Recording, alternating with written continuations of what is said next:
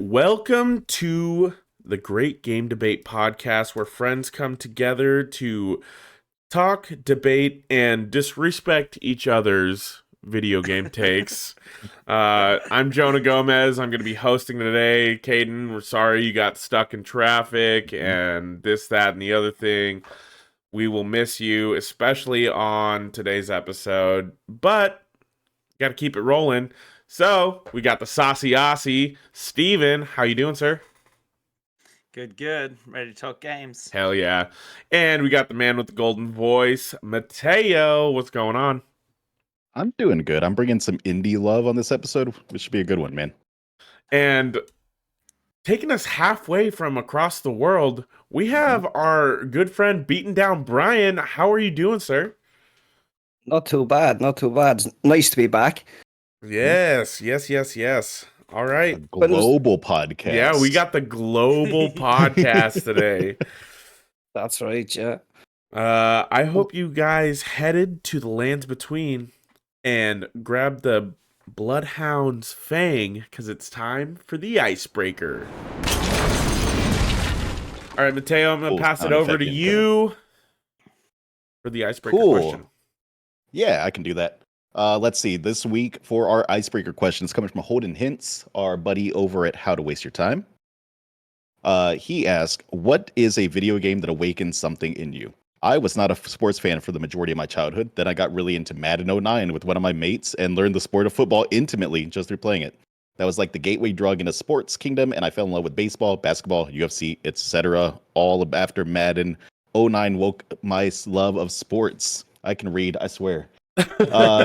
Let's start off with Steven. What game awakens something in you? Man, using the word awakens, it just makes me want to go. Steven's still trying to wake up. Straight into the blue phase. So I won't say Dragon's Crown. I'll say no. I'll actually, I want to give a shout out to Halo. I want to give a shout out to Halo because I've never really been a first-person shooter player at all, and I've dabbled, touched, throughout the years and stuff like that. But then when I got my Xbox, I was just looking at my Xbox, so that's why I thought of it. When I got the Series S at the start of this gen, I played through the entire series, and even if it dips in quality, those games are so damn solid, and the guns feel amazing to shoot, and I was just cool, I can give these more of a go than I previously thought, because I really don't go for first person shooters unless it's like an RPG, maybe a bit of Borderlands, a bit of Far Cry kind of thing. So I'd say Halo really made me appreciate just going down a hall and shooting dudes, Hell yeah. Just pure shooter experience. I dig that.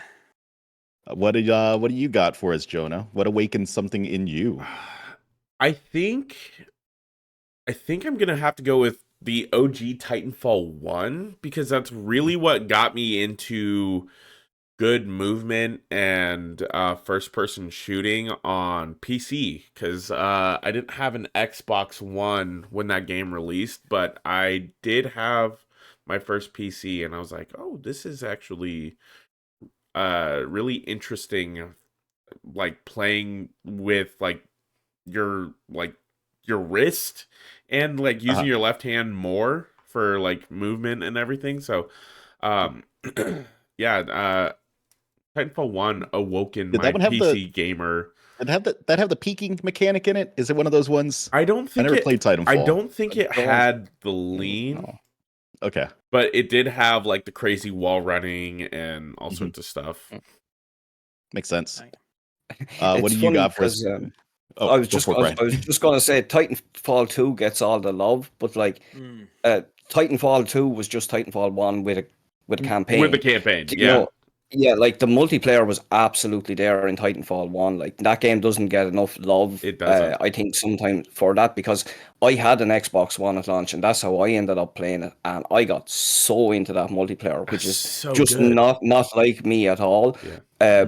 But yeah, it's just something about the movement and then having like the mechs and stuff obviously on the field and stuff as well. And like it was so satisfying in that game to like wall run, jump along a building, jump on a mech, pull out the pilot, then take his mech and then go. Like it was Yeah, or the yeah, Titans, dude. I should be saying, but like so fun, so fun. Was it the first shooter that had almost like MOBA elements too? Because there were like just like robot dudes you would kill, right? Just like random NPC dudes you would shoot. I remember that was definitely a thing, but I can't Mhm. remember why. Yeah, Yeah, because it was like I- a big deal because like attrition was the big Mhm. game mode in Titanfall 1. I think Yeah. so. I think it was the It- big one to popularize it in a Makes first sense, person yeah. shooter for sure. Mm, mm. What do you got for us, Brian? What awakens something in you? I think maybe I'd go with Final Fantasy VII for that one. Classic. Just because it was like a lot of other people, it was my first JRPG. I didn't grow up with an SNES, so like it never got around to a lot of the consoles or the JRPGs on there. So I actually even came to Final Fantasy VII late. I actually played it on a PS2. And yeah, just absolutely fell in love with that game. It's funny because there was a place I used to buy games in town, and the guy that worked in there, he kind of knew my taste in games, and he'd sort of shout me out stuff. And I remember going up with Final Fantasy VII, and it was around the time it was out, and bringing it up, and he was like, "Do you know what that game is about?" And I was like, "No," but like, I was like, I seen all the posters, like the tens and stuff, so like, I was kind of down to give it a go, like. And he was like, "Yeah, man, that game's weird." He says, "I don't think you'd like it." And I was like, "Oh, like, what do you mean?" And he says, like, "Oh," he said, "There's just like you're playing as a bunch of eco-terrorists." He said, "There's just like a bunch of talk." And he said, "And then when combat happens, you're like picking things off a menu." So like, dude had obviously never played an RPG either before, but he made it sound like the worst shit ever. And I remember like just going and going, "Oh, okay," and kind of walking back with the game, and I don't remember what I even bought. It's probably some crap or something in place of it. But yeah, I never got around to it till years later. But then when I did, I Wow. just absolutely fell in love with it and like ended up going back to a whole heap of classic PS1 JRPGs after that point. So definitely FF7 for me. Oh yeah. That's a good choice. That's a real good choice. So you tracked down that guy and you gave him a bad review. Yeah, I actually did meet him one day. I actually did meet him years later because, like, small town and all that. I actually met him in a nightclub years later and went over shouted in his ear, "Final Fantasy VII is fucking amazing." And then just walked away. Mateo, what was your first awakening? My first awakening. Well, let's see. One time I was going. No, I think I'm gonna go with Borderlands 1 on this one because I also, to kind of a similar experience as y'all, a lot of first-person shooters had never really grabbed me. Yeah. I can enjoy the couch co-op aspect and shit talking to buddies and shooting them in the face. But it's not my favorite. I would rather, do some Borderlands stuff. I want to shoot things, have them explode into gun pinatas, and equip a bunch of gear. I like those RPG elements. And I didn't realize that was even a thing. I didn't know that was a genre that could exist. I was a huge fan of Diablo. I did enjoy FPS games. This was like the perfect mix of those two genres. So yeah, Borderlands 2, man. It opened up a lot. It's a rough game. It is not one that I have any interest in going back and playing at this point. Just because the subsequent games have done it so much better. Mhm. But it was my first foray into that looter shooter world, I think. Oh yeah. Didn't you say you've recently been replaying Borderlands 2? I have been, and it holds up, man. It is still such a Nice. good time. I don't know of a better co-op experience. It's because it's a full campaign. You can play through the Yeah. entire thing. 50 hours of content to play through with your buddies. 50 plus hours if you do the DLC. It's such a good time. Definitely. Right on. Well, now that the ice is broken, Brian, How are you doing, man? What have been some of the games that you've been playing this year? And last year was a crazy year for games. So huge, such a big year Man, for games. we're still playing games from last year. Last year never kind of stopped, man, in Yeah. terms of like their big releases. Yeah, last year seems so far away, man. This year has already just had huge games. I've been busy with like a Dragon was like 110 hours Mhm. straight into Rebirth. I think it was 150 hours, Oh my god. and Damn. I'm like 70-ish hours into Dragon's Dogma 2, and I feel like I'm still waiting to start that game for some reason. So yeah, it's been a lot of the big hitters. I've been trying to pick up a few indies along the way in Yorks as well, but I'm just full Elden Ring at the moment now, Shadow of the Air 3, so can't think about much else. Full like just scarlet rot brain. Man, this dude's just sprinting through the RPG forest right now. Just Oh, RPG. stop, yeah. Man, that's Every game this year is massive, and like I wouldn't mind, but like people were saying, like, or Miyazaki was saying beforehand, like, oh, it's about the size of Limgrave. I Yeah. got up to a point in it, like after like 2 hours of gameplay, and you're just looking out across this entire area, and I'm like, you lying bastard, this is like 60 hours. I knew, like, it's just, I've heard it's basically just another game. Like it is just the sequel, basically. yeah, like it really is, and like it's just so nice to be back in that world then as well, playing it. Like I've been streaming it actually. I've only put in like 6-7 hours, something like that, and I jumped back into it fairly cold. But I'm learning the mechanics again as I'm going along. But I'm also just relearning everything I loved about Elden Ring. That's all starting to come back, Yeah. and it's super just nice feeling being back in it and having new content and stuff. So yeah, I'm all in on that now at the moment. I can't really think about much else. oh yeah. Steven, were you able to actually pick up some of the Shadow of the Earth Tree DLC? Were you able to get into it yet? I have not yet, no, because my wife is currently taking the Xbox time because she got addicted to Fortnite recently. Yeah. So, so yeah, that's like both of my saves are on there. Like, it's like, do I buy it on PlayStation? But then I got to play for 40 hours to get to the DLC. Yeah.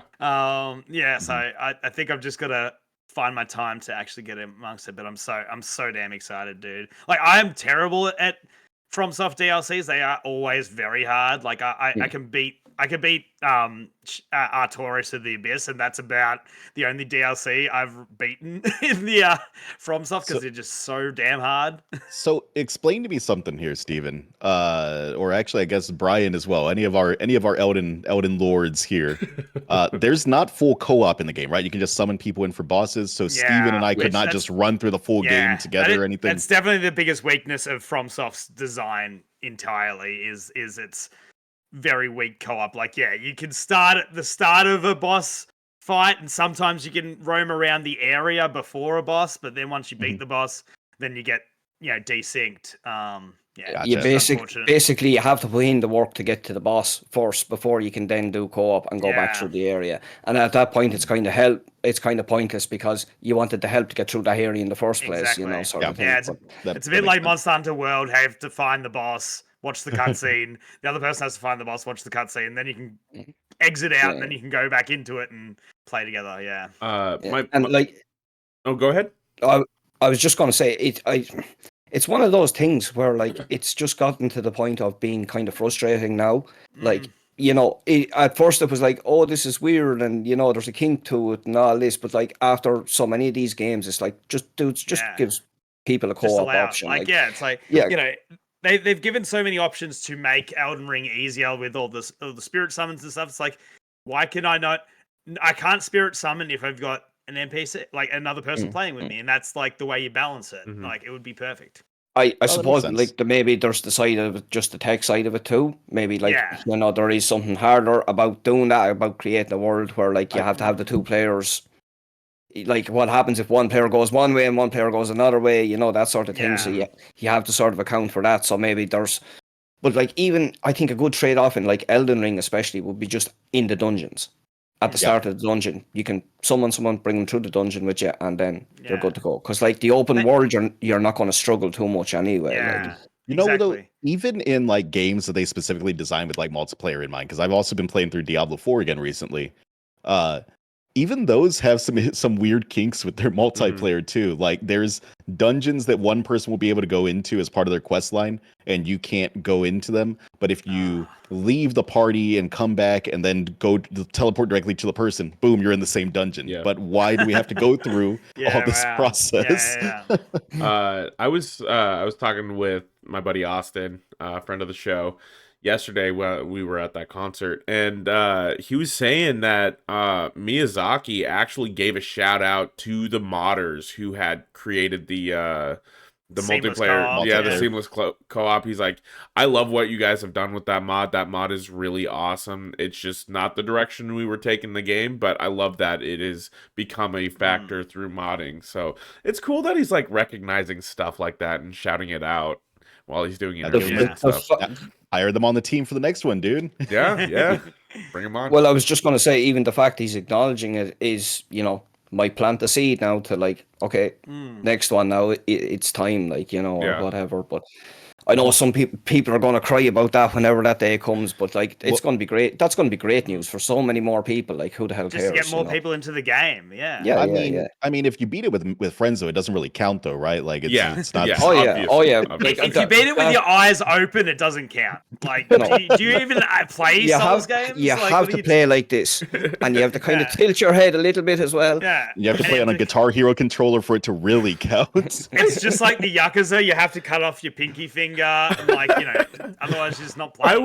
I was scrolling through Twitter X earlier today, and there's a streamer who has a like head mount thing that's reading her brainwaves, and she's just sitting there like this, beating Elden Ring bosses with her mind. That feels like a scam. That feels like there's someone off screen that's really good at playing. That does feel like I was like, what is this? This is wild, dude.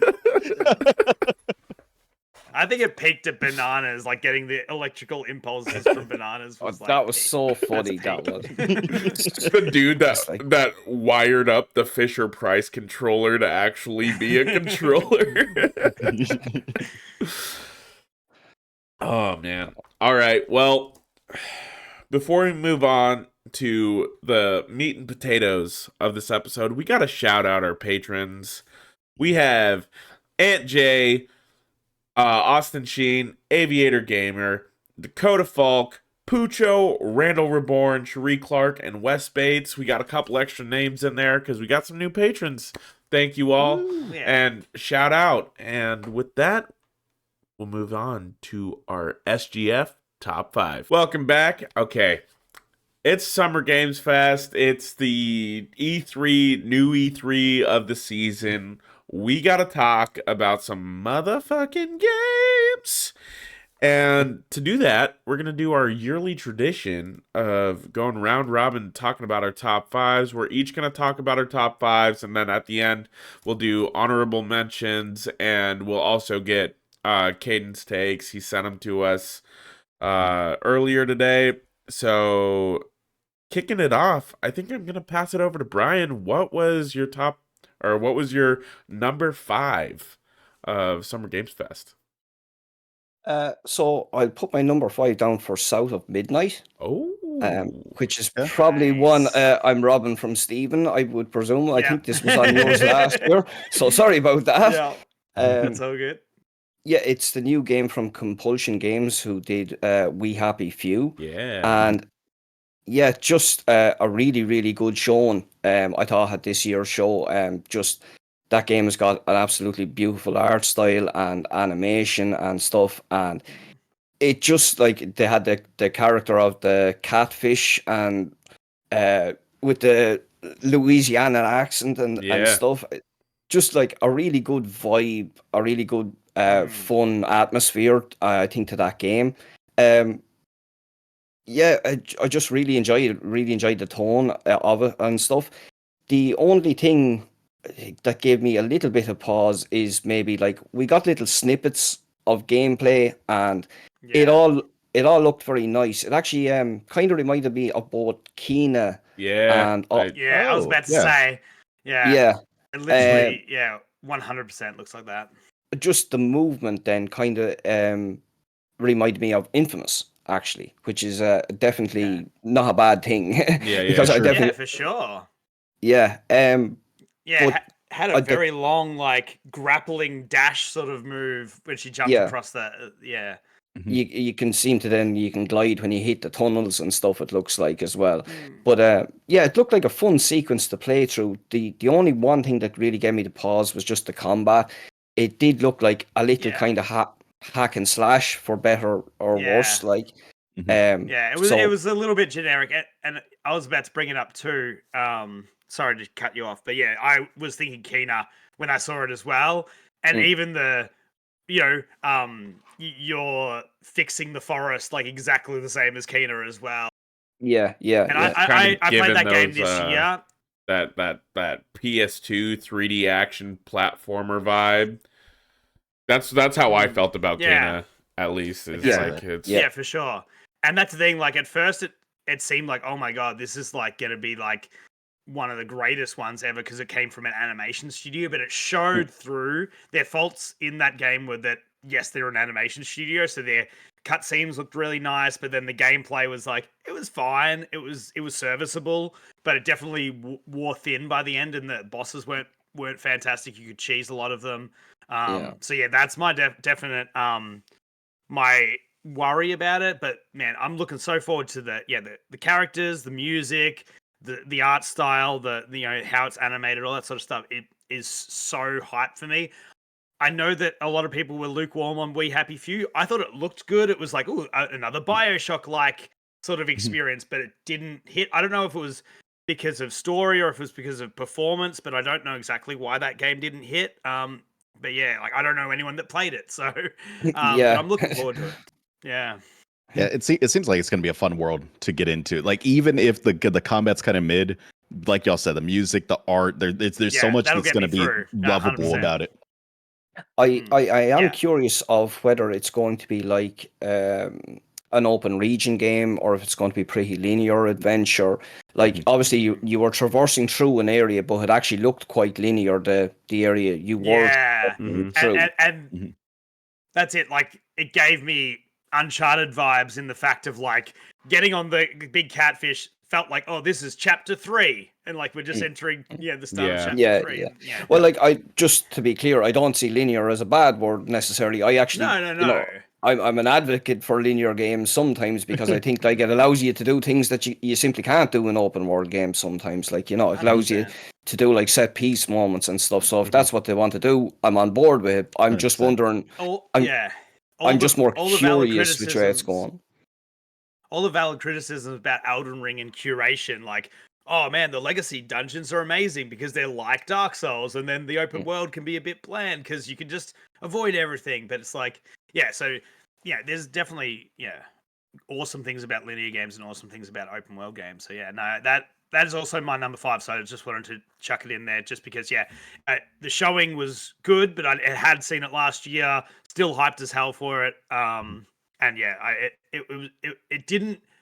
I was glad. I was like, okay, at least it's not. No offense to anyone that loves them. I was like, I'm glad it's not like a visual novel, style game, because it could have been. I have no idea what it was going to be. So I'm like, cool. It's a third-person game. I'm in. To your point, I thought it was going to be like a Life is Strange kind of game for sure. Yeah. I thought it Yeah, was that's gonna what be- I was kind of getting a vibe of at first as well. And I was like, cool, with like Louisiana, like, voodoo action going on or something. I was like, Mhm. hell yeah. I think I was going to try it. I think this might be a game that's going to be comparable in size to Hi-Fi Rush.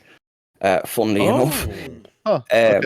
that's the vibe I get off it. That definitely I can is see a that. bit of a vibe. Yeah, for sure. Yeah, Mhm. I think this is a game that was probably like Hi-Fi Rush at the time. They were trying to create games of that size because didn't Xbox have that thing a few years ago where they wanted like one big AAA game every quarter to hit Game Pass, and then they wanted to have these smaller experiences sort of Yeah, for sprinkled sure. in. I For think sure. we're still seeing the tail end of those games, even though it seems like now they've sort of changed their strategy again. For the worst, some Yeah, could no, argue. which, yeah, for sure. But yeah, like I think we need more AA experiences. Like Oh. Nintendo's like one of the only companies that understands the need for AAs. Like it's like, yeah, you get your Zelda every 7 years, but then like we peter in chuck in a couple like little nice treats, you know. Yeah, I 100% agree with that. Like, for sure, it's nice to see that AA space getting served, but I do kind of worry about that studio just after it's done. Not in terms of getting closed, but unless that thing is like some mad breakout hit, I don't know if a sequel gets greenlit as easily kind of thing, or if they get put onto something else, or it's hard to know what the way the industry is going at the moment, isn't it? In the space that Xbox is in, like Game Pass is great, but a lot of people just won't buy the game. They need to just be like, cool, Game Pass, 6 months down the track, it'll be on PS5 so you can buy it. Because I'm pretty sure everything that they have ported has done pretty well, like Grounded and Hi-Fi Rush and all that stuff have done really well. Sea of Thieves supposedly did really well, like when they ported it. I think that's topped the PlayStation charts a few weeks ago or something like that. Wow. Something that was like the most downloaded game, I think, that month. So yeah, definitely doing well. Yeah. Pardon me while my allergies completely take over my life. Jesus. All right, that was South of Midnight as Brian's number 5. Mateo, what is your number 5? Oh man, I didn't do mine in any specific order, so Pick a game. we'll live rank them. My number 5 is a game called Debtor's Club. Oh, what is that? I don't. It is a weird one. So I think all of my picks are from Steam Next Fest because I'm an indie boy. This one is a weird one. It's like a conversation simulator. Okay. But there's also other aspects to it that are like not fully, I haven't gotten to them yet in the demo, or they might not be present in the demo. But basically you're played as this person that is hired by the mayor to collect debt throughout the city, people that owe taxes basically. And you can threaten them, you can sweet talk them, and you can like pull up like it's got like almost like this papers please aspect to it. You look at their license to operate their business, and it gives you like stats on like, oh, this is when the license is valid till, this is their current status of blah, and you use those to leverage a conversation to try to maximize how much money you get from them, and you use that money to buy upgrades to your stats to make you have a better chance of convincing them to pay their debt.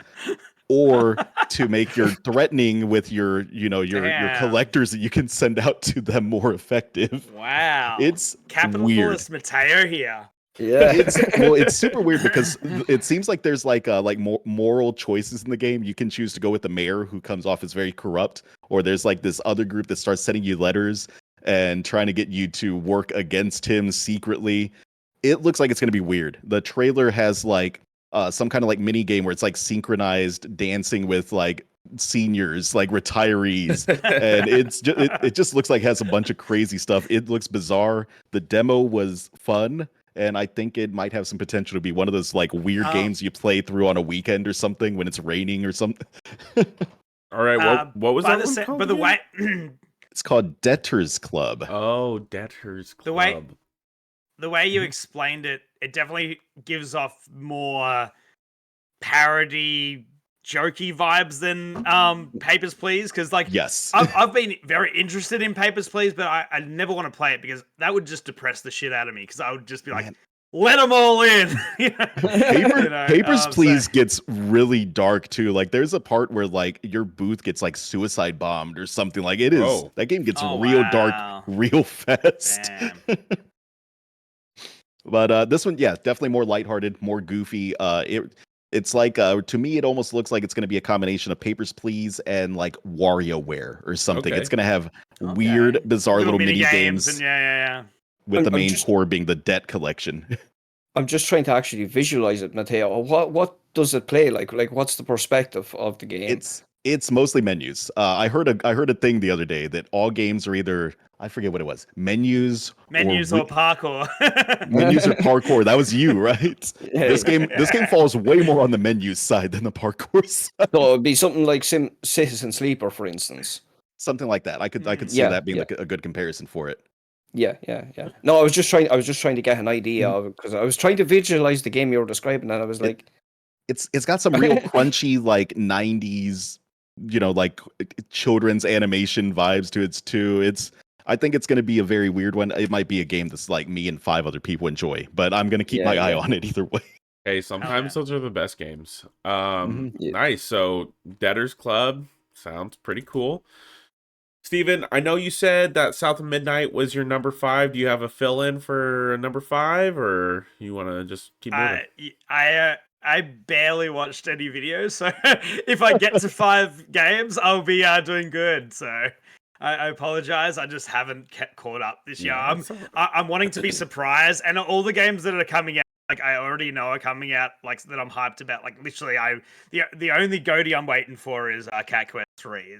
That's so like yeah, but I've mean, got more games to talk about. Cat Quest 3 was shown at on one of the shows, I think. So sure. All right, Cat Quest 3 gets my nod then, just because I already knew it. Already knew about it since Cat Quest 2.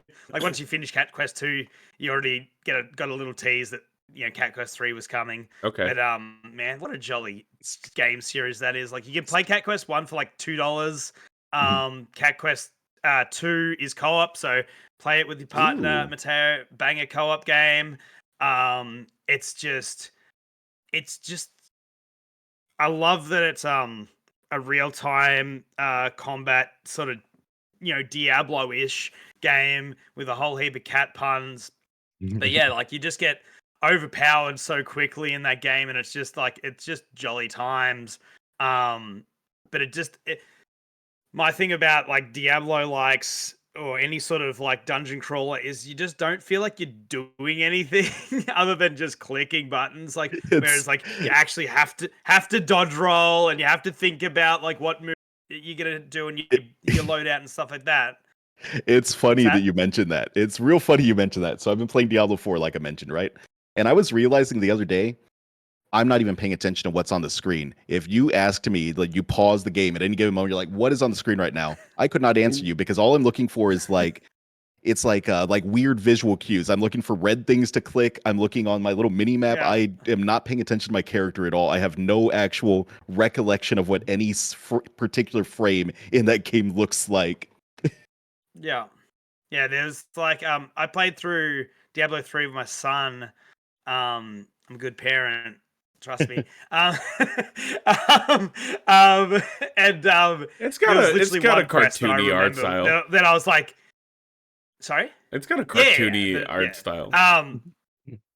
Yeah, whenever like blowing up guts and stuff, I'm like, oh, look at that goober. But yeah, like it literally had like one quest where I remembered we were up on a tower wall, so we actually had like objectives to do in the map other than just click the thing. And so, but yeah, I'm like that. Yeah, I need more than just click the thing, and that's what Cat Quest gives me, as well as jolly vibes. Hell yeah. All Cat right. Quest. I will keep I make think note of that. anyone looking at Cat Quest, I think there is a bundle at the moment on PS5. I think it was for sale, and they're like, I think you get the 2 games for like $4.99 or something. That's a steal. insane. Hell yeah. That's a good deal. That might be the European store, just FYI, but it might be the same. Nice. All right, we will move on to my number 5, which is No More Room in Hell 2. This was a zombie co-op game. Mateo, you and I were both looking at this game, right? It's like a roguelite zombie survival game, and That's what it looked like, I think. And so like every time you start, like every character that starts with just a flashlight, and so you've got to scrounge and try and find weapons, and then you all have to communicate to decide when you are going to go into like the power plant to start up the power again for the town, and that's like how you complete the run. But like you have to avoid zombies and survive and like find food and water and make sure you're staying alive. And so I thought it was like a fun spin on like the zombie survival genre. Yeah, the footage looked really solid. Did they have I can't remember if there was a ton of gameplay footage in it or not. I remember seeing a little bit of like people walking around with flashlights and like holding like a shotgun or like Mhm. an M16 or whatever while they're walking through the town and whatnot. And I think there maybe was a couple shots of them like shooting zombies or doing melee. But yeah, Yeah, there was a couple of little snippets of gameplay. It was kind of interwoven into it, I Yeah. think, from what I remember. That was That makes PC sense. Gaming Show, wasn't it? Yeah, I think it was PC Mhm. Game Show. Yeah. Yeah. I can picture the game because I remember being interested, and then I heard roguelite, and I kind of went, ah. Just me and roguelites don't gel sometimes, so I just remembered. That's why I remember it, unfortunately. See, I saw it and I was like, man, that looks like such a generic game. And then they said that there's gonna be like some roguelite elements to it and that it was gonna be 4-player co-op. And like I was like, oh, first person shooter zombie survival game that's kind of a roguelite is kind of cool. So that's why it made it on my list. That is a good call. Yeah, I saw that when I thought about putting it on my list, but I wasn't 100%. Like I couldn't remember whether it had gameplay footage and whether I liked the gameplay footage that I Yeah. saw. It was Because there's a lot of mostly games in there, like what is it, 7 Days to Die or whatever that one is. yeah. Could never get into it. Tried No. that one, could not get into it. Yeah. Rust could not get into it. Oh god. Project Zomboid, so hard. One of the hardest games I've ever played in my life. Yeah. Yeah. All right. Well, that was No More Room in Hell 2. I'm sorry. I got really congested. My allergies just decided to like hit me like a truck. So Mhm. this is the me that you guys get for the rest of the show or until my nose decides to clear up. Brian, let's move on to your number 4. For number 4, we'll go with Expedition 33. Oh, yes. Are you serious? I literally just looked up the name and I was like, Here, look, listen, right? I let you have that one because I have another game I can use. I can funny. just No, chip no, in go, on go, your go. conversation because No, I don't have much to say. That's so good. That's so Um, good. I just secretly stole Steven's list at the start of this. That's fun. That I didn't prepare. Yeah. No, this is a game coming from a brand new studio called Sandfall, which is a team based in France and made up of ex-Ubisoft devs, I believe. And yeah, just looked really, really interesting with a very unique premise as well. Basically, in this world,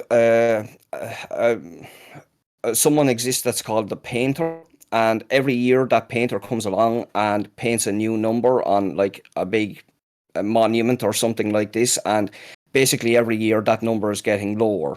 So it goes down from like 35 to 34 to now to 33.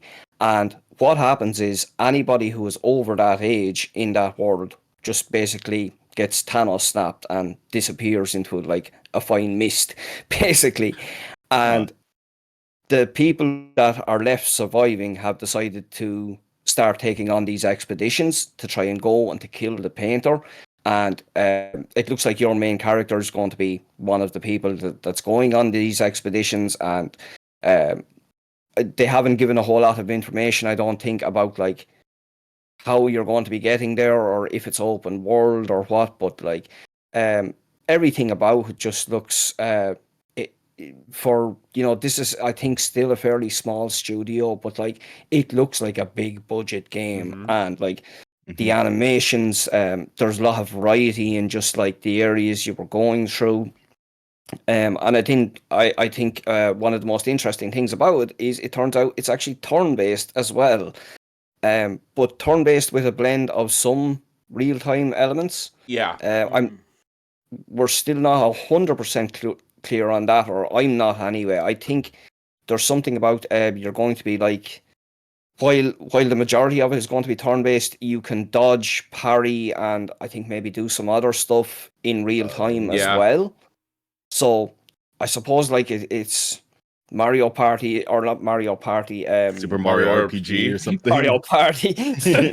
Yeah. It's kind of that. It's that that sort of system, I suppose, just in this setting. But yeah, just really, really piqued my interest, and yeah, it's nice to see what a team of ex Ubisoft does or devs can do when given a bit of freedom. Because just a really, really unique premise, and I'm always down for new IP. So, psyched to give this one a go whenever it gets a little bit closer, for sure. Yeah, this was my number 3, but like it fits that like Sea of Stars.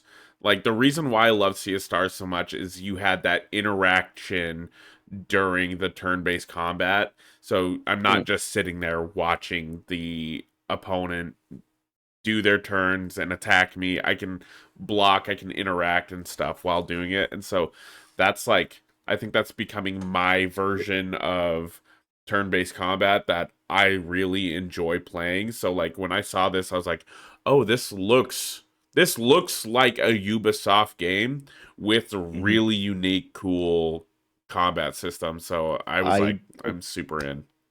I really like their world design and I must have missed this one. I'm watching this trailer for the first time. I really like the world design. I like how spooky and kind of off, like unsettling the world building is. And honestly, their combat menus, from what they have in this trailer at least, look really nice. Yeah, they look. Yeah, they've definitely taken a page from the Persona team's book there, and really up to the menus. Yeah. That's a good. Yeah, that's a good call. It was interesting too, because like everyone pretty much watching it when it sort of first got aired was like, here we go, another Bloodborne like, because has that Victorian like dark fantasy aesthetic. And then it turns out it was an turn-based RPG. So yeah, it's got a hook, and it's not just the visual identity, which looks great, but yeah, it's got something unique to say. So yeah, definitely interested in that. Right on. That was Expedition 33. Mateo, what is your number 4? Ooh, I've got one for Brian here. It wasn't intentionally for Brian, but I think this is a Brian pick. I've got a game here called Old School Rally. Oh. Saw it on Steam Next Fest. It is a rally racing game. It has these crunchy PlayStation 1 era graphics. Oh, I did see this. Is this multiplayer? That's the only problem with it. I did not see any multiplayer announcement, and that is my only concern with this game. Otherwise, it looks great. Like, it looks like it controls well. It's it looks like it's a mix of arcadey and real and like simi kind of racing. If it wasn't multiplayer, then it's open world or something. There was some weird twist on that game. It didn't click with me when you said the name, but the minute you just started describing the visuals, I definitely remember seeing it. I definitely remember there being a twist on it that was either like open world or was multiplayer or something like that. But sorry to interrupt you. Go on back. No, you're absolutely. I think you're right, because I did not see multiplayer, but it did see something weird in the trailer. But I had the sound off, so I wasn't paying attention fully to what it said. But it just looks like a jolly game. Sometimes it's nice to have a game that is just a nice brain off. I'm gonna run through a couple of races, do a speed attack or something, and done. I got 20 minutes to game. This is what I'm gonna put my time into at these 20 minutes. It looks nice and crunchy. I like that DMake vibe, that kind of PlayStation 1 vibe, is becoming a thing that games are actually aiming for. Yeah, Pro Country. That game. That game. Speaking of things I was playing this year, that game is fantastic. Just if you like those. Well, like, I don't want to oversell it too much, because I think it's good. I don't think it's like perfect or anything, but like it's exactly what it is. It's exactly what it looks like. That's exactly what it is. Yeah, that's the good way of putting it, for sure. Yeah. It knows what it wants to ape, and it does it well. Like it's one of those games, I've seen this one. Is it tank controls or is it modern controls when you're moving around? You can actually do either. So they give you like old school Resident Evil controls for freaks like me, and then you modern sickos can do whatever the hell you want. Old School Rally, man. It looks like some fun racing. It looks like it's going to be a good little like time waster. And if this game comes in at like the $20 price point or something, it's an easy buy, dude. There's no way it's going to be like a full price game. So heck yeah. Yeah. All right, Steven, what you got for your number 4, man? I might. This would be an interesting take, because I feel like I might be stealing one of your like top 2 picks, Jonah. definitely going to go with Perfect Dark's reveal gameplay. My Yep. number two. Um, My number two.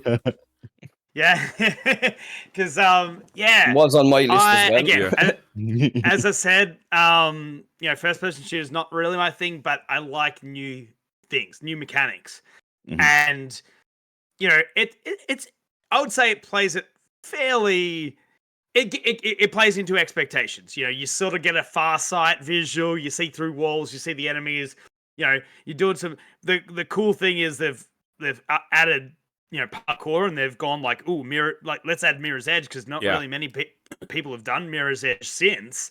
Mhm. So yeah, they've done awesome parkour that looks kinetic. It looks fast paced. Whether or not some of that was any sort of mini cutscenes or anything like that remains to be seen. But the thing that really hooked me, that was like, hell yeah, this is cool. I love mechanics. I'm all about mechanics. Was the voice recorder, Yeah. and like recording someone's voice and then using it to break in, and like I just love that shit. Like whenever I'm playing Fallout or Skyrim, I want to break locks, man. I want to break into computers. I want to hack. I want to do all that sort of stuff, and that gives me this ability. Like it's all like, I never want to bust down the front door. I always want to go through the window. Like, the fact that it is giving this sort of Deus Ex vibe to it, and obviously from the early days, like starting with GoldenEye 60, GoldenEye, and then Perfect Dark, like having objectives, multiple objectives in a first person shooter is still so underserved. Like there are still so many shooters where it is literally go from point A to point B and kill everyone in your path. And It's just so what a nice great to way have something else to to do. actually to add difficulty without actually adding more enemies or more 100%. difficulties to Mm. just give you more Exactly. like objectives to do in the world. Like GoldenEye, Exactly. Genius. The GoldenEye was so genius with their difficulty yeah, level. I think I remember like specifically GoldenEye being one of the first games that I specifically wanted to play on harder levels because it had extra. I was like, oh well, I haven't seen the whole game, so like I got to play on the harder Yeah. levels.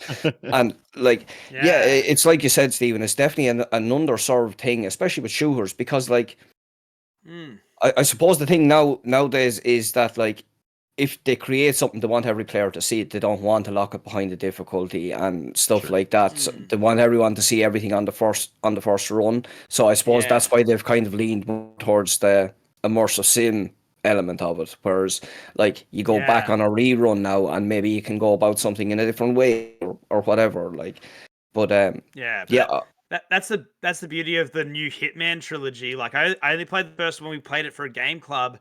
Man, it was the coolest thing just to talk about the way people did stuff.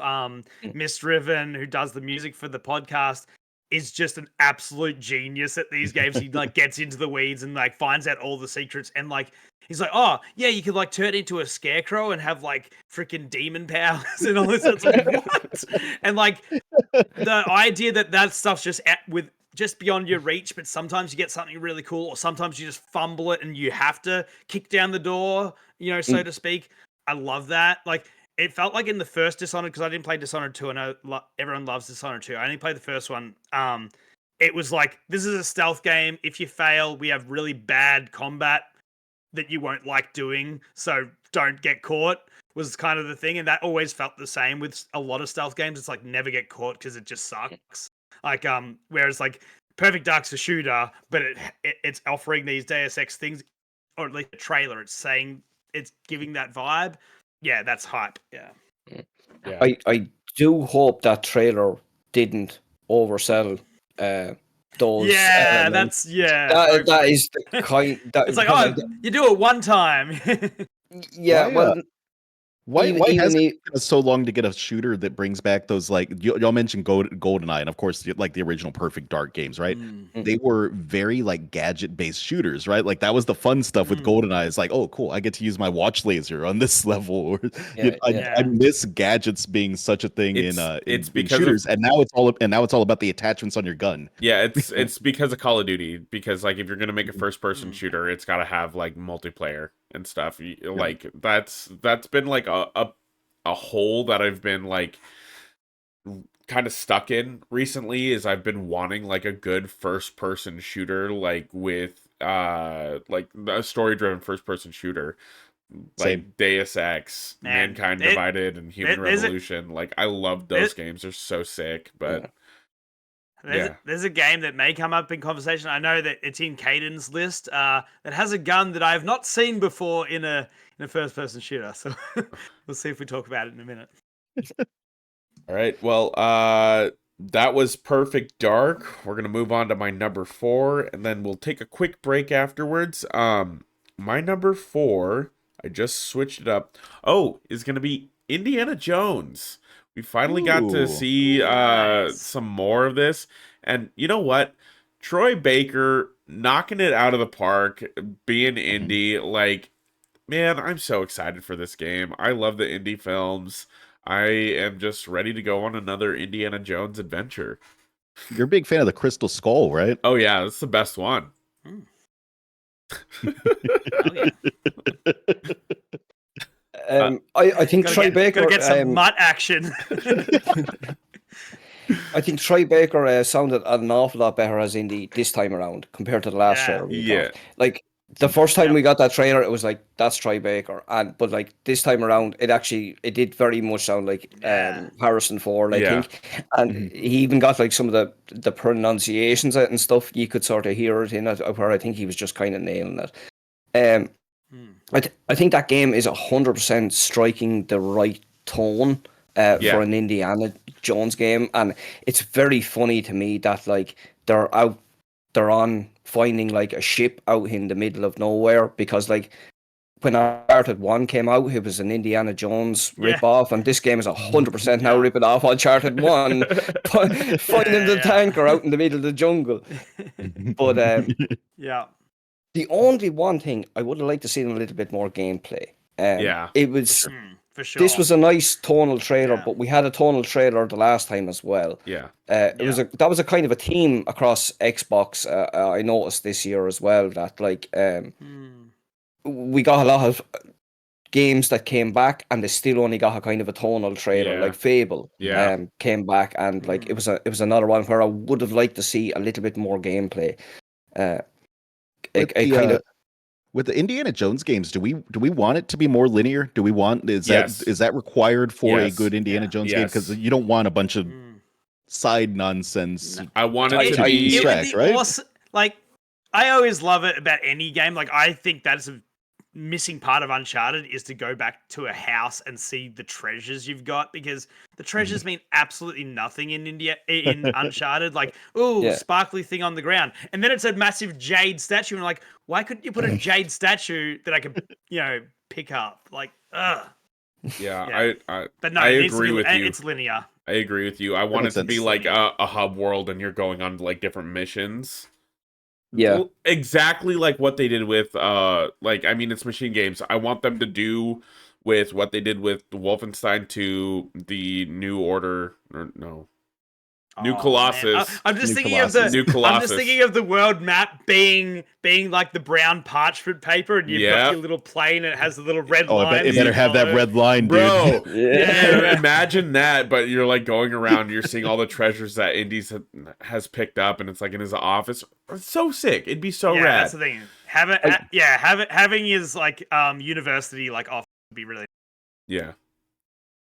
I kind of think it has to be almost that type of game to work, because like what they're setting up looks like a globe-trotting thing, so it's nearly got to be like just going location to location. Maybe like you get some kind of semi-open biomes, something like that in the middle of it. Yeah. But, maybe some choice on which objective you tackle next or something. I hope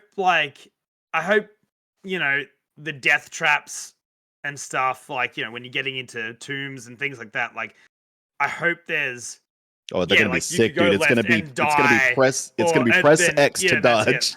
Press X to dodge. Yeah, and that's fine. Like it obviously it's about serving the story, but like I would really like there to be some cool fun, like it doesn't have to be puzzles, so to speak. It could be very linear in that sense. Like it could be Uncharted level of puzzles where it's like you pretty much press the button and you turn the thing and then it's solved. But just make it interactive and add some deaths and stuff like that. It would be fun. Yeah. Mm. All right, Brian, what is your number 3? So for number 3, it would have been Perfect Dark. So I'm going to bring up a game called Atomfall. Oh, cool. I'm glad we're going to talk about this. Yeah. This was on my honorable mentions.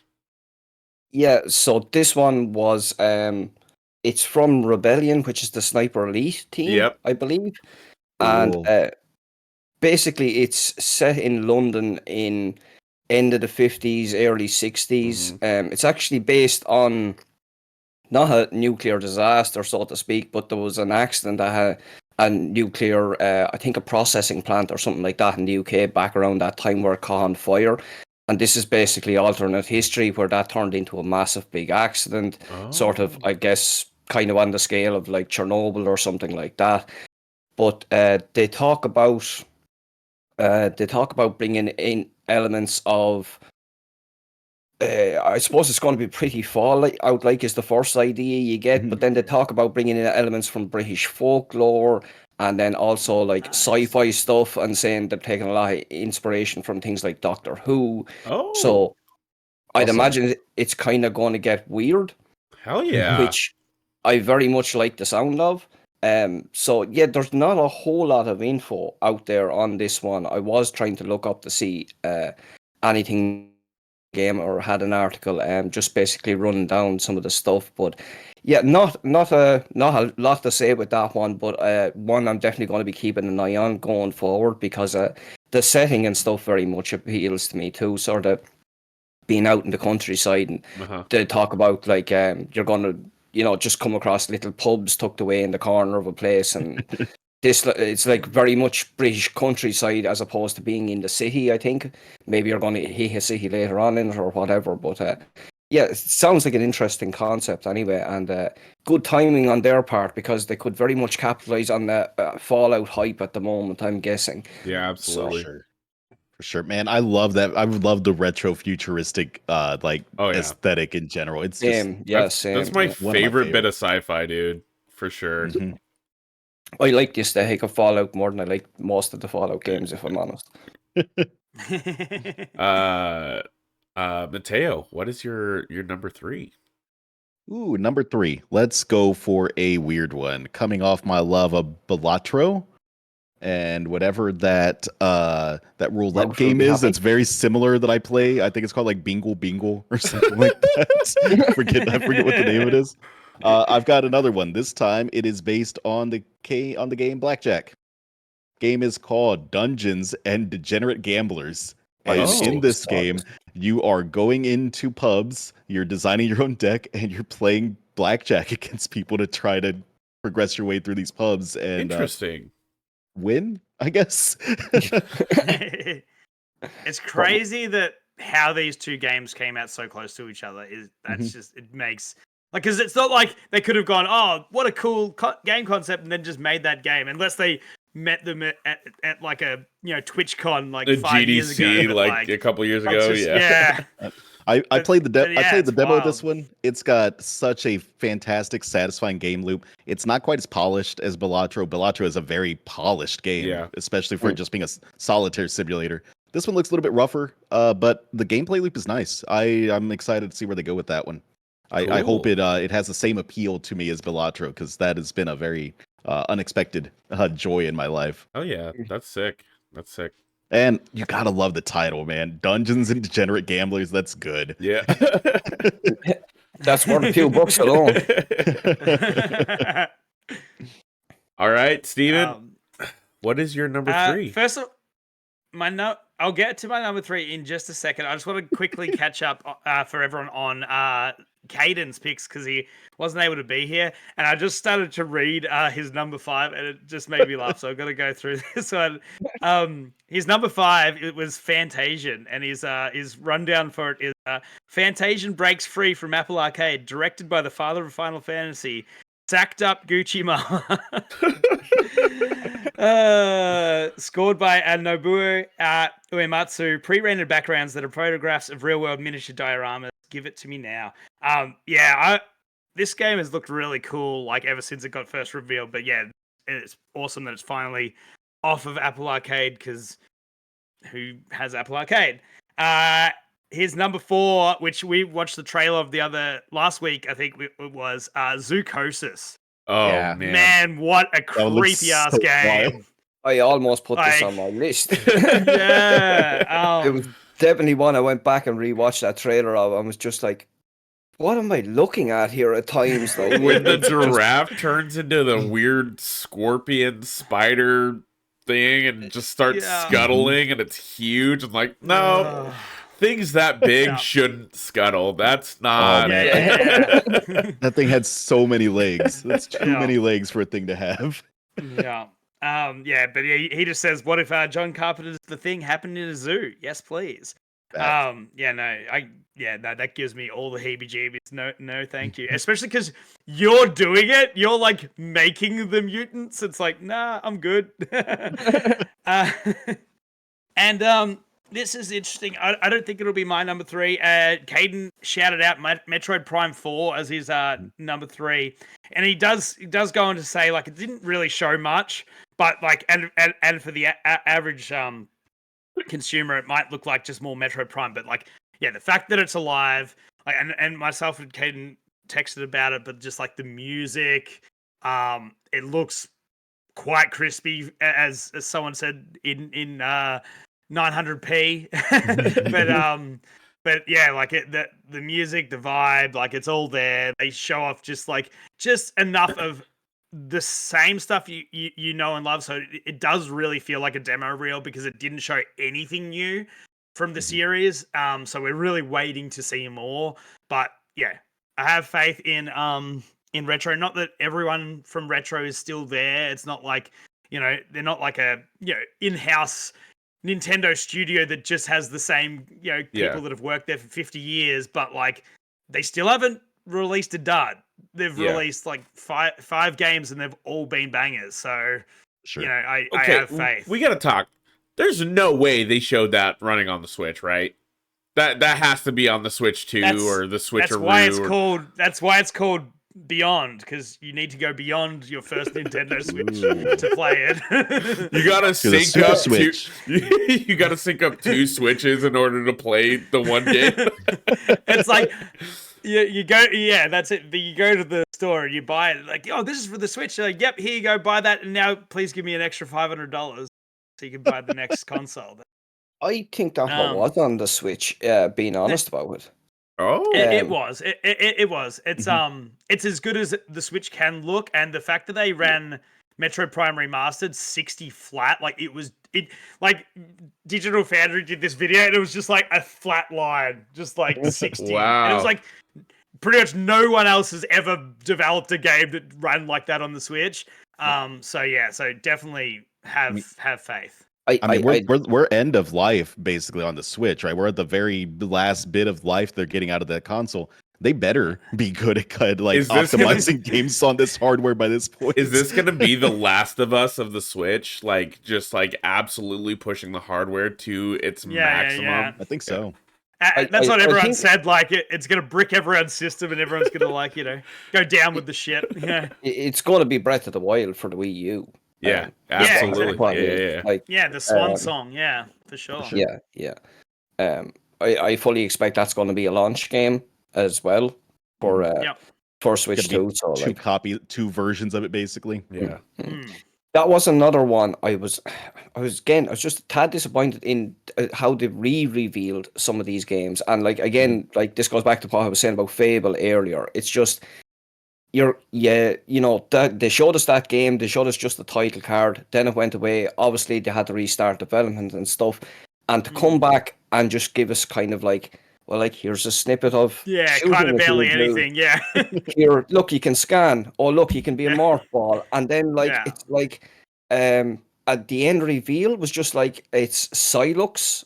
Is that the guy's name from like Federation Force? Is that like a big deal? Metro Prime Hunters, it's like literally been like the background storyline. It's kind of like it's the same as Halo 5 Guardians. There's been someone that's been hired to track down, Samus this entire time, but no one knows because no one read the freaking the fanfic that was on Yeah, freaking 4chan like 30 years ago. Yeah, 'cause, like I Um, got to be honest, I never played Federation. Is it No one Federation did. Force? Yeah, Yeah, no one like, did. but like, oh, good. But like, I remember like looking at that and I was like, that's it, kind of thing. Because like then they even cut to like an environmental shot and I was like, oh god, thank God, there's more. Yeah. And then it just gave a date and I was like, oh. Yeah. I guess the only thing that is good about that is it's like, okay, finally Samus isn't fighting herself. Like she's fought Dark Samus like every single game pretty much. Like Yeah, either yeah, it's SAX or it's Dark Samus or someone else gets turned into goo. Yeah, so no, that Do you yeah. think? When they showed that forest and that jungle, I hope that like the next trailer is gonna be like Samus like morph balling out of like a tree trunk, and then you just see like a Navi standing there with like a bow.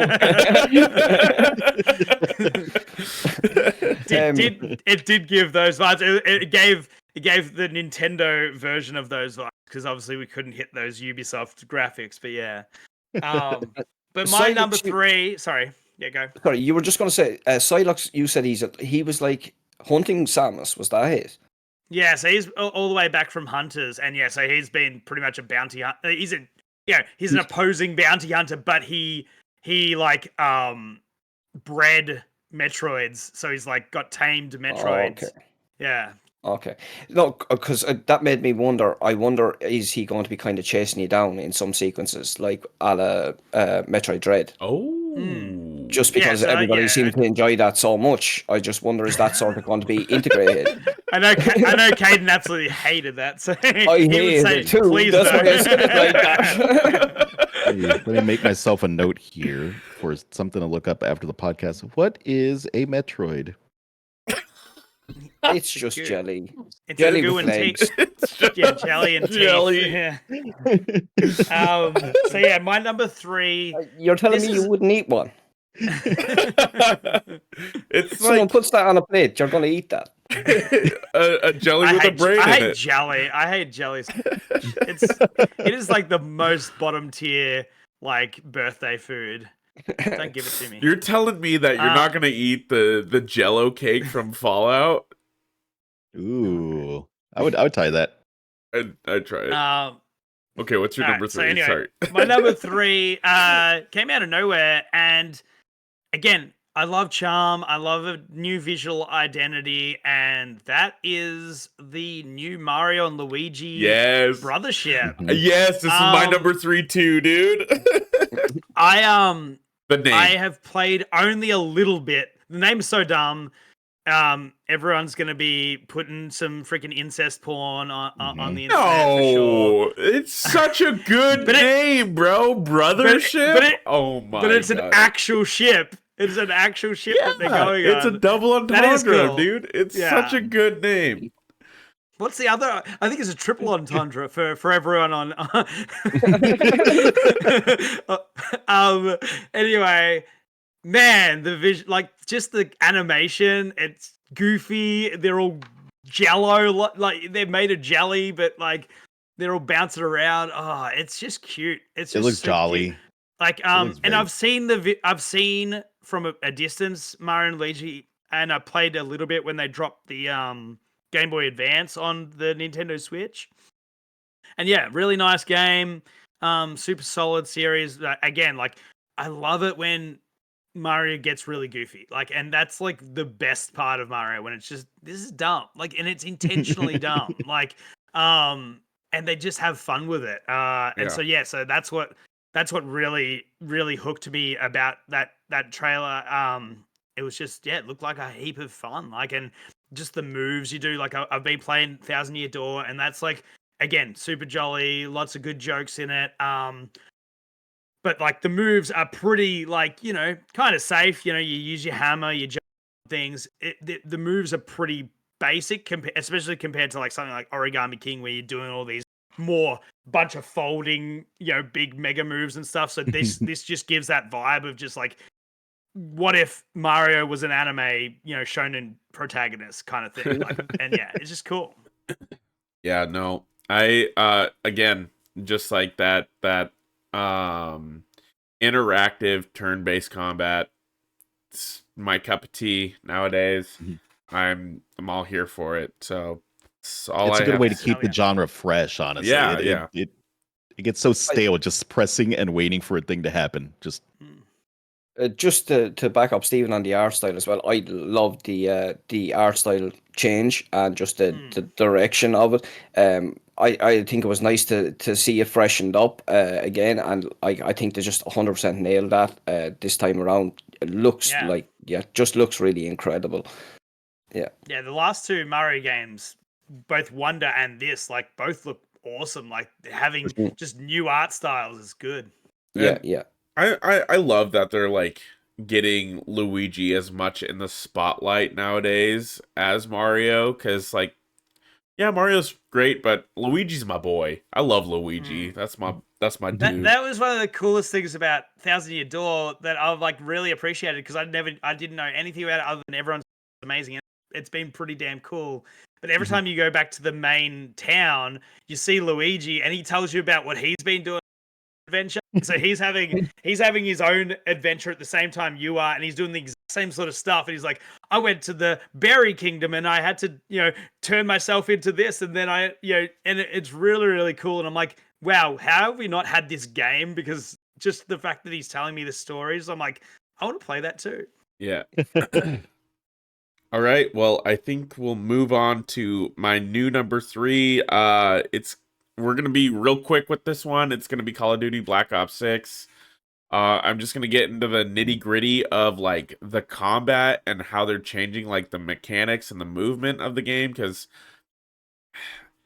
I know it's Call of Duty, it's the same like rinse and repeat over and over, but like the new changes that they're making with like just the movement, being able to omni sprint in every direction, the whole prone system, super cool. It's gonna be on Game Pass. Don't have to drop $70 to play the campaign and then just freaking dip. I will say it's gonna be like 300 gigabytes, which is fucking crazy. But Oh, I think they did fix that though, didn't they? Because it's all compartmentalized now. So yeah, like that's only like 300 gigs if you're an absolutely insane person, and like you have Warzone and like Modern Warfare 3 and like all it's like if you bring you can compartmentalize it out and just like install what you want. yeah. So I think like with what's the current one is Modern Warfare 3, Yeah, so you can do the isn't it? campaign, you can download the campaign, the multiplayer, Warzone, and Yeah, then I think Zombies for this one will yeah. be a separate game. So it's technically like 3 games in one. You can just mix and match which ones you want to download and stuff. But yeah, I'm gonna try out this campaign. I just want to see how that game feels. I want to get my hands on some sticks and just like absolutely enjoy the quick, fast-paced shooting of Call of Duty. I'm actually I'm looking forward to the campaign of that one myself because just even what they showed in that direct, I think those are probably some of the biggest changes they've made in terms of like movement and stuff since Mhm. Advanced Warfare. And Yeah, Advanced Warfare is, I think, secretly the best uh, campaign. campaign. Yeah, oh yeah, Yeah, yeah. That yeah. campaign rules. Yeah, it kind of sucks. It's the one with Kevin Spacey. Now, when you go back to it, but like it makes it a little bit harder to watch. But outside of that, yeah, that campaign was fantastic, and Yeah, I'm kind of hoping that this is going to be that sort of leap, maybe with it again. yeah, I've been kind of checked out on the last few. I normally I used to be always someone who would at least buy it for the campaign. I'd play multiplayer for a little while, and then I'd kind of bounce off it, you yeah, know. But I was hoping we were going to get that announcement. But I think there's something which where they can't do it till 2025. But I'm hoping like all the old games will eventually come to Game Pass because yeah, man, it'd be so nice to have all those campaigns there and just like for sure. flick Yeah. through them because like those old Call of Duties they don't go on sale all that often and they are still well priced. yeah. And like that, Ravensoft made so many cool like first person like campaigns like that, and Mm, that's all they're doing now is they're just making campaigns for like Black Ops and Infinity Ward. They're just a support studio to help them make good campaigns, and mm, you know what? I'm here for them. That those campaigns yeah. rule. Yeah, they do. Like they're, people love to talk Call of Duty, but like you cannot deny those games quality. Like Yeah. when you get into them, like they are top quality. Like it's a bit weird to have like an industry where everyone's worrying, is the industry going to explode because we're spending too much money to make games, and then they're like, look at the cuticles, look at the cuticles. Yeah.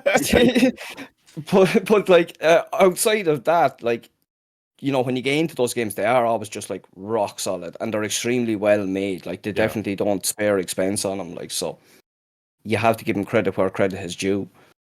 Absolutely. Yeah, I mean, for sure, from a technical, graphical aspect, like those games are always top tier. They're some of the best at what they do. Yeah. All right, Brian. We'll move on to your number 2. So my number 2, and I'm just realizing when I'm going down through this list, but I think all of my games were from Xbox's showcase so far. Nice. But my number 2 is actually Stalker 2. Damn it, that was my number 2. Was it? Yeah. Did you play the originals, John? I didn't, but I'm a huge Metro fan. So, I thought it was a new Metro game when that trailer first popped up during the showcase. I'm a big Metro fan, big Fallout fan. This is like right in that. Well, that studio actually, the studio that founded Metro, I'm blanking on their name. It's Deep Silver, right? Deep Silver, yeah. They initially split A4 or something. I'll look it up. Yeah, I can't remember now either. I'm blanking. But that studio was initially formed from ex-Stalker devs. Makes sense. And basically they went on, they made a pretty similar thing in the end. But Stalker is basically a more hardcore Metro, for lack of a better word. Wait, it's more hardcore than Metro, where I have to use my bullets as currency, and I have to be careful about whether I'm going to shoot something or not. Oh, yeah. Not only you won't have enough bullets to have them for currency. I'll put it that way. You may not even have a gun to fire those bullets. It is a game where the original came out in 2006, and I played it, I think, somewhere around the time, and it was one of those games. It's a weird comparison to make, but Shenmue. Wow. You know how in Shenmue, like, it gets a lot of credit, and even like games like Ocarina of Time or like Majora's Mask, for having living, breathing worlds that like where you have NPCs on routines and stuff like that. Well, when I first played Stalker, you're in like an open world, and you just see stuff happening around the world that has nothing got to do with you. Like, you'll see a group of dogs hunt down and kill a deer, but not only will you see them hunt it down, kill it down, you'll see them drag it back to their den.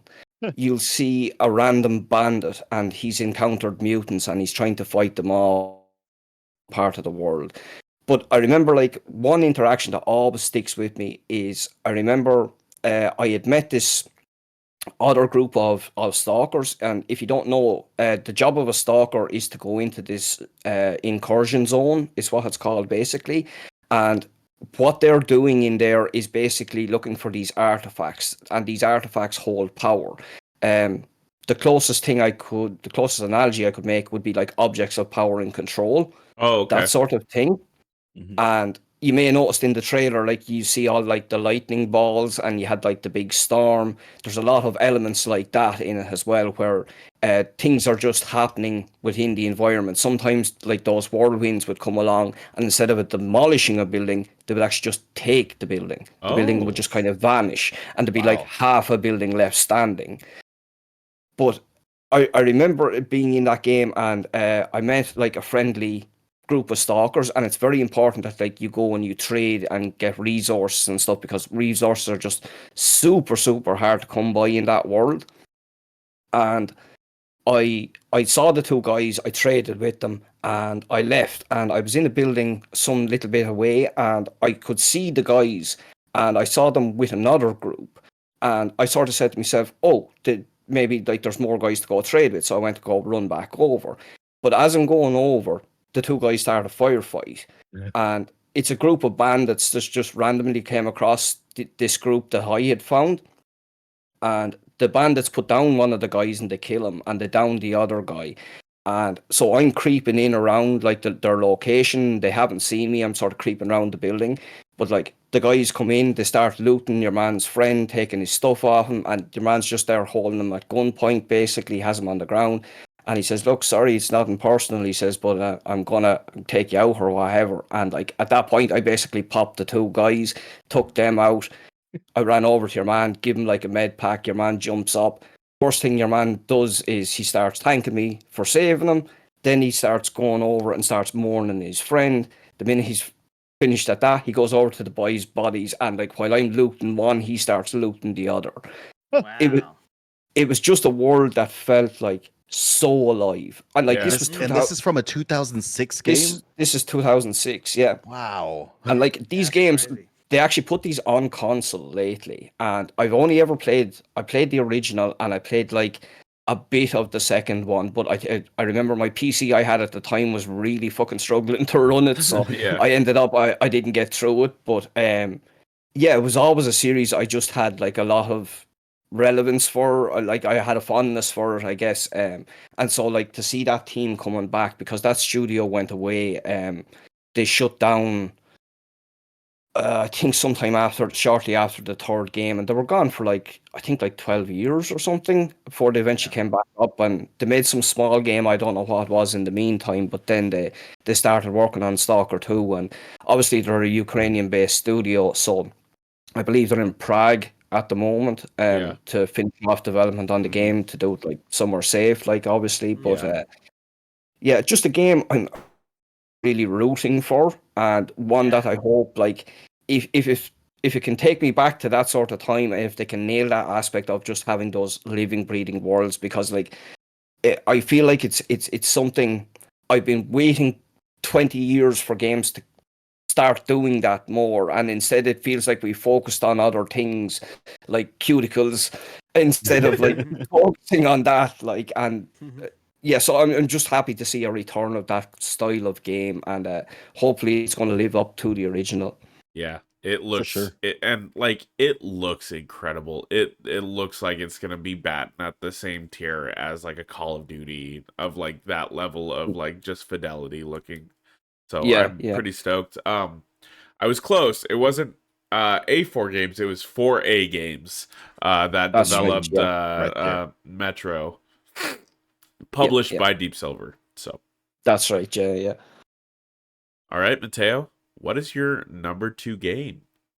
I have an odd one. So our buddy William from our Discord has been showing me the joys of the XCOM series, and Okay. he is like on the next level with Oh, XCOM. I Right? know He's where playing you're going like with this. I know he's where you're going playing with this. special. He's playing special mods, and he's got naked aliens that he's shooting guns at. And it's just all kinds of crazy stuff going on, and I am very interested in that. Not the naked alien specifically, but all of it. Don't lie. Sure. But there's a similar game out right now, except you're a wizard and you can throw people out windows, which automatically makes it better. So my pick is Tactical Breach Wizards. I played the demo. It's sick. There's fun combos in it. I don't think it's going to be the XCOM killer. It definitely has a much goofier vibe. It's much less complex.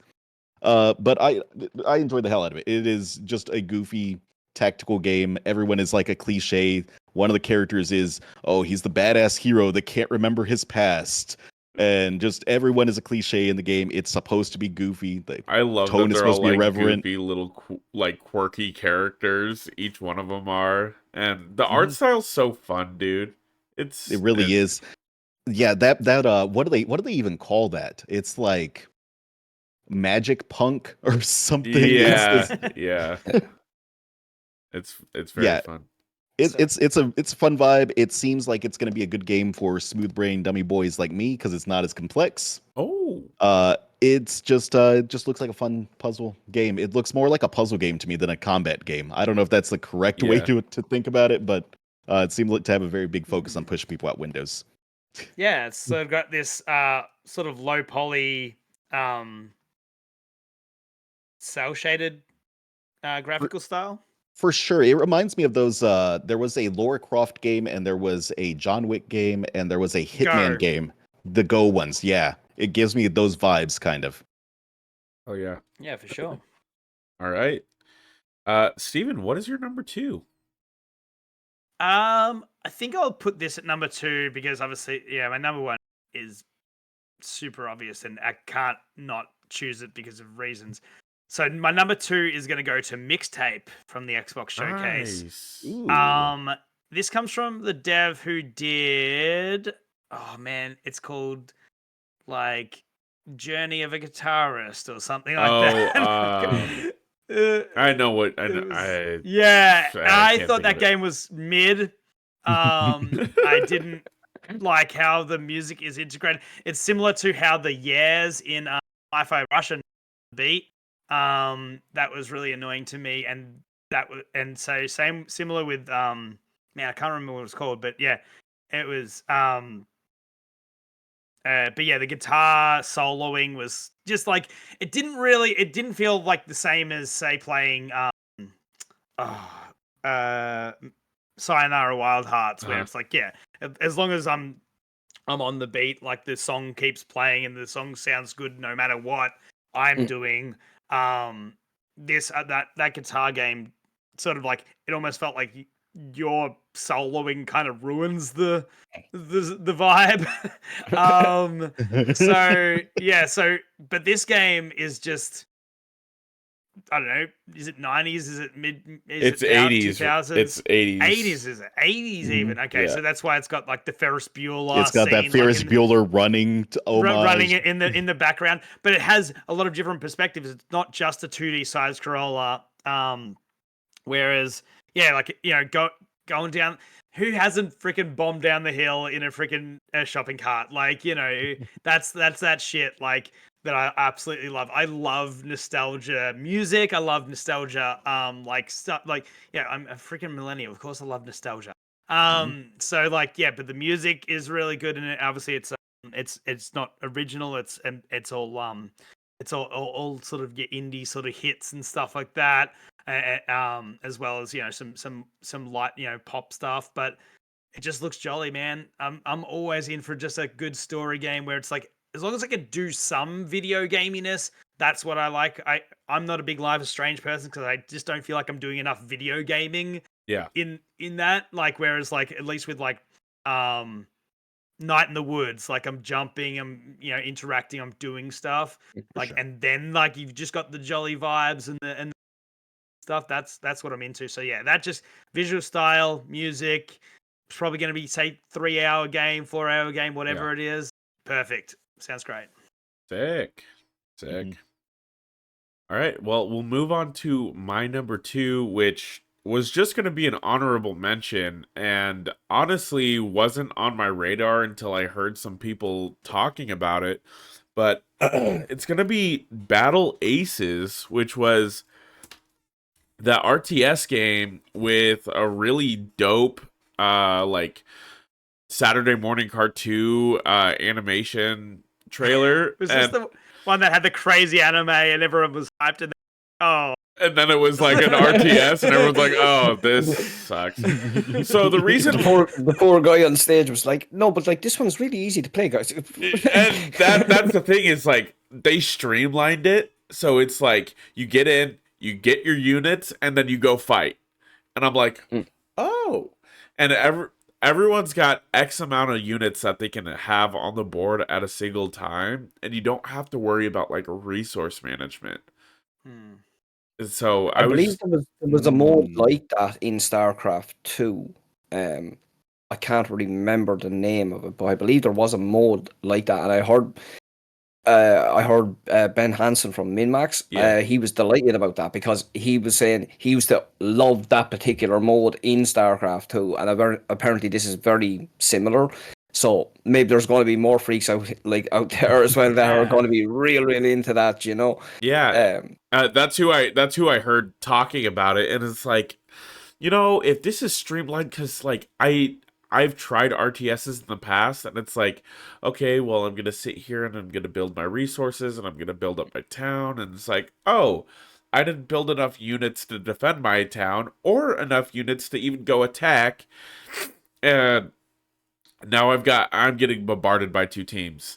But now, like, it's like, okay, I'm just gonna build my guys, go out, go fuck shit up, and We're gonna have a good day. You know? I think they even said matches are all going to be like 10, 15 minutes Yeah. in around Oh, that yeah, match. nice. Chef's Yeah, kiss. so Beautiful. This Love looks it. like a more accessible like Warhammer is what it looks like to me. You have your little army you build, you go into battle, you do quick little Yeah. 1v1s. It looks like more accessible Warhammer Yeah. to me is what it looks like. Yeah, so yeah, that's Battle Aces, and that's number 2. And let's get to the cream of the crop as it rises to the top. Brian, what is your number 1? my number one is probably going to be a little bit of a weird one. It is State of Decay 3. Oh, Okay. So State of Decay 2, that game came out in I can't even remember the year It's now, like but like 2015, 2016? I was 2017, gonna somewhere guess. around I there, was gonna right? guess a 15. I was gonna. yeah, I think these are round or about right, but it came out at the time and probably like to sort of mixed reception. You know, it was a step up from the first game, but like it wasn't enough of a step up, I think, as to what people wanted. But the devs of that game have stayed plugging away at that game, man. And like while like games like No Man's Sky and Cyberpunk are getting attention for like redemption stories, that game has actually had the exact same trajectory. Where like that game is freaking awesome now. They basically they added a huge update. I don't know if it was fully a year ago, but they've added a bit more stuff since, and just every new big update that they bring to it just gives me more and more confidence about State of Decay 3.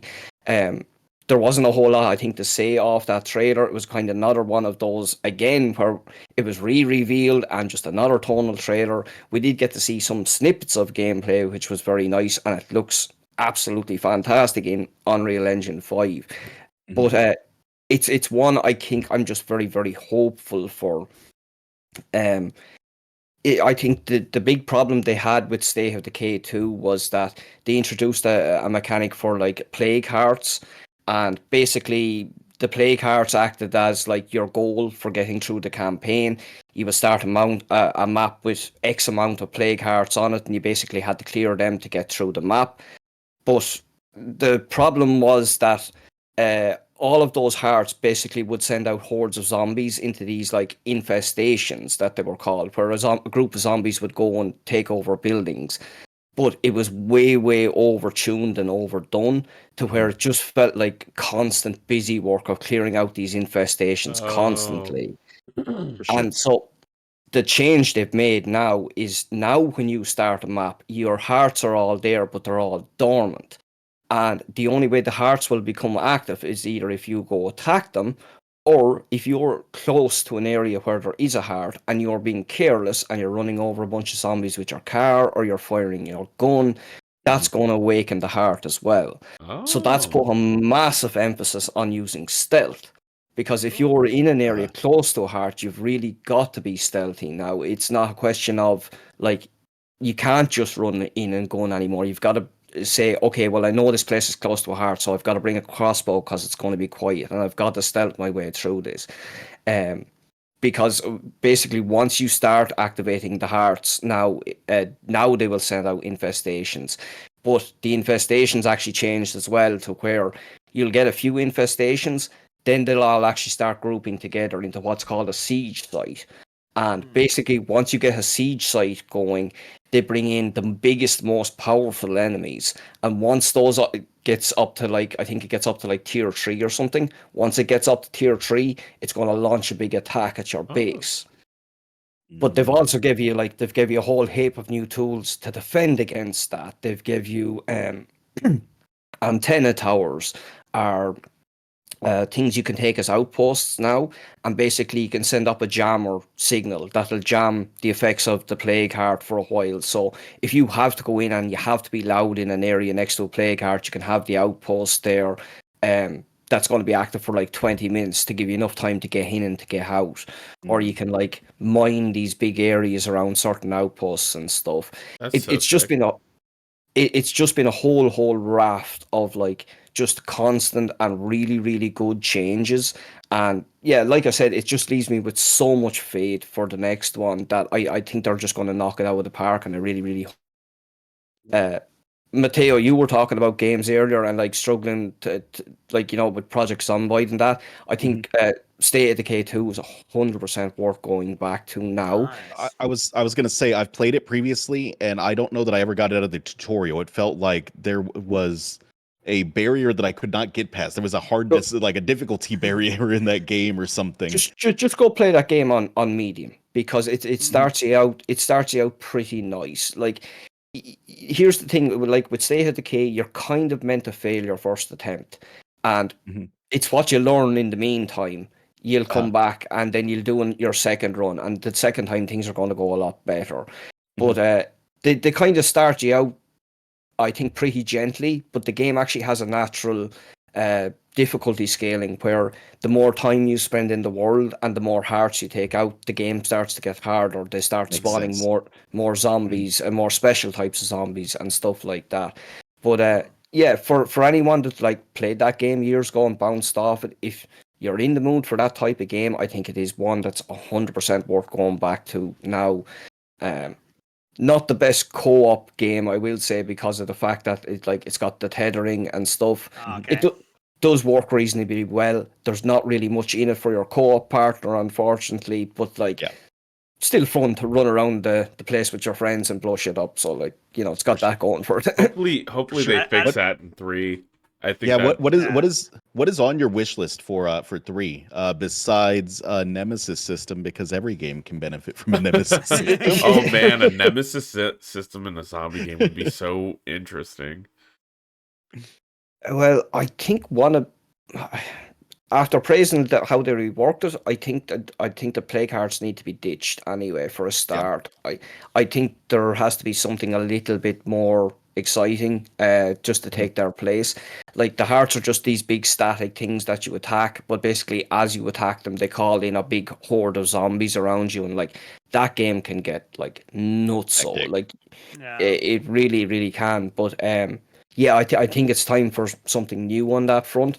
But you know, they teased. It's funny because if you remember that very first trailer they teased like a Wendigo in it, and everybody was everybody in that community was like freaking out. Oh, there's going to be like Wendigos, and that's so awesome. Is there going to be like a whole bunch of like more cryptids?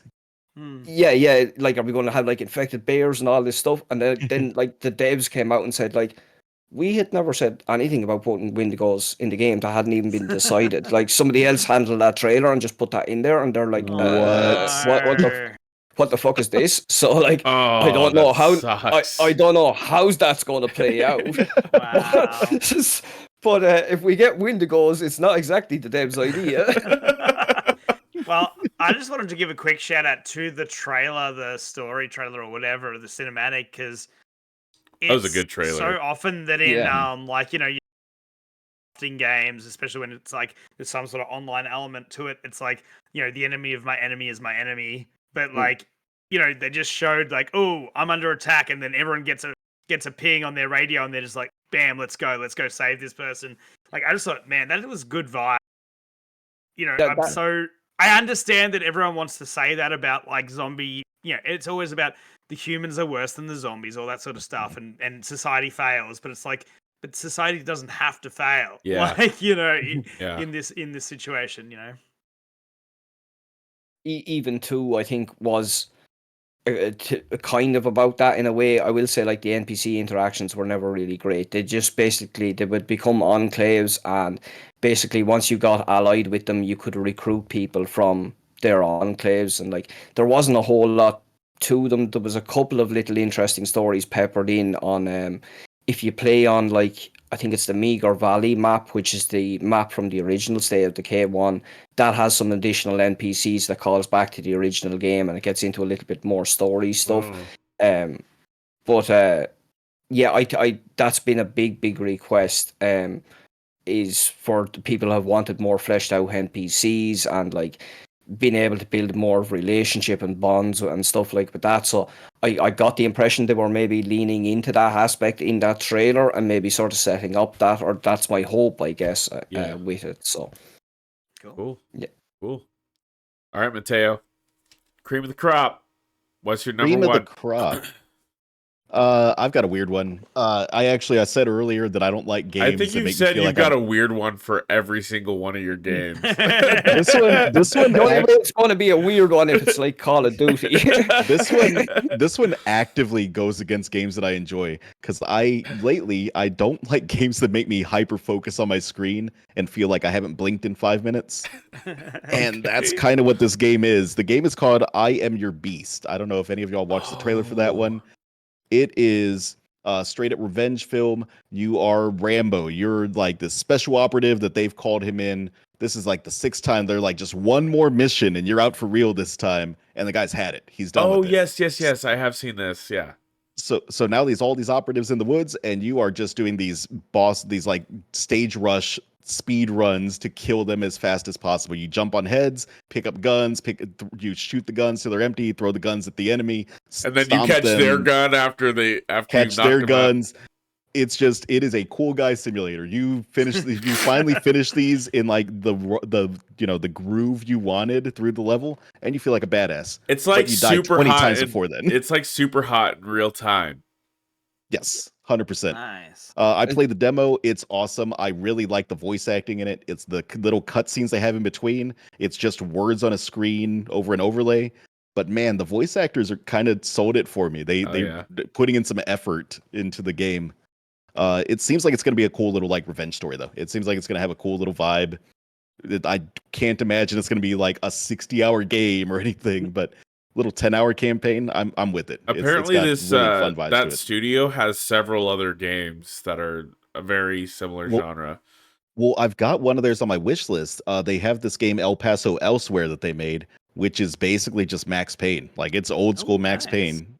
I played that last year. I think it was last year. It was the year it came out. I didn't get all the way through it, but yeah, that is essentially what it is. It's old school Max Payne for both better and worse. I'll take that for a while, Bill. That makes sense. Yeah, it definitely has like some old school vibes to it, but even this game has old school vibes to it. But the movement felt good. The combat feels good. It's got a fun tone. I think it'll be a little like, not a huge hit, but maybe like an under the radar one that some people will appreciate. Old classic, yeah. Sick. Funny, we're getting anger full on that at the same time. Yeah. Yeah, the boomer shooters are living right now. Well, there's that other one we played at PAX last year too. Did that one ever come out? Captain Wayne or something like that? It had very similar vibes to it. That game was crazy, dude. All right, Steven. Let's talk about Zelda. Everyone get their bottles out and take a shot for every time I've glazed up Breath of the Wild's mechanics. Well, this everyone will die.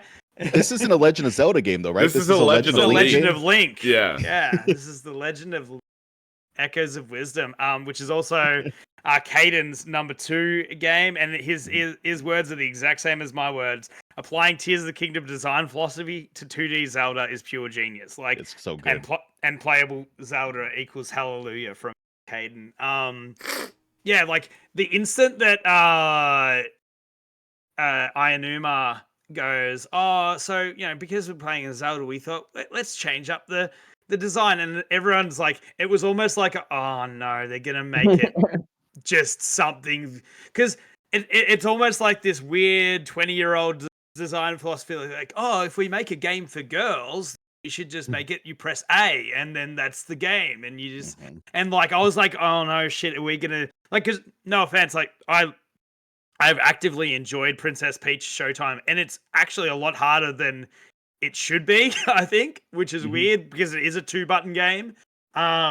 Because my daughter struggles very heartily with getting through it, and yet she she's like 5 years old, and she's gotten like a win in Fortnite by herself. So like it's actually more difficult. But yeah, I was just like, how are they going to hamper it And instead of that, at first I was like, okay, this seems like cute. Oh, cool. We can use a magical wand to like, pull in a table. And I'm like, okay, and you can hop on the table so you can, do some platforming there. But then like the more you look at the trailer and like when they added capturing monsters, hell yeah, Pokemon. The fact that like you look at the little your fairy and it shows you how many times you can use moves, and not only that, it's like, oh, I can make 5 tables, but a table might only cost like one little like triangle, like it's like a little Triforce symbol. Like the monkey at the end costs 3, so it's like you could do a cut. Maybe you could do 2 monsters, but then you can do like 5 tables or like a spring pad or whatever it is. Yeah. But just like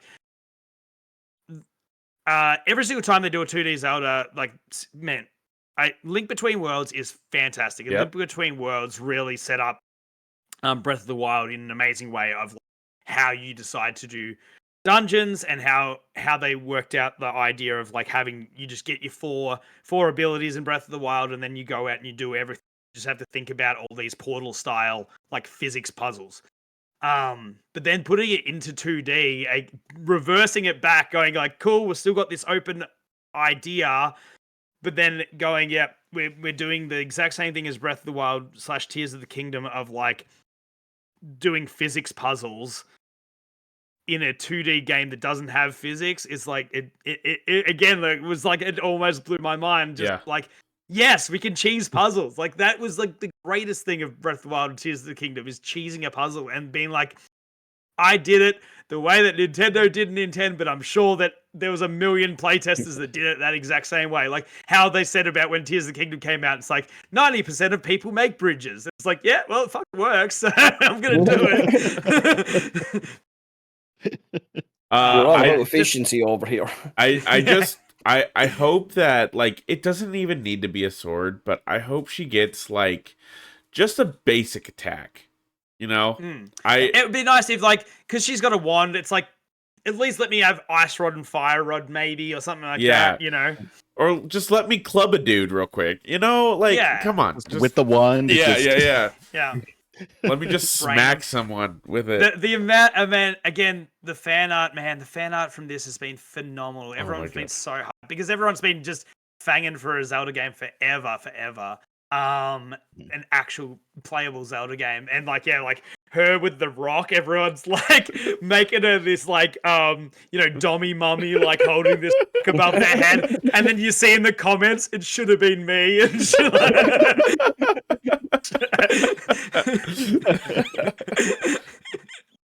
oh man.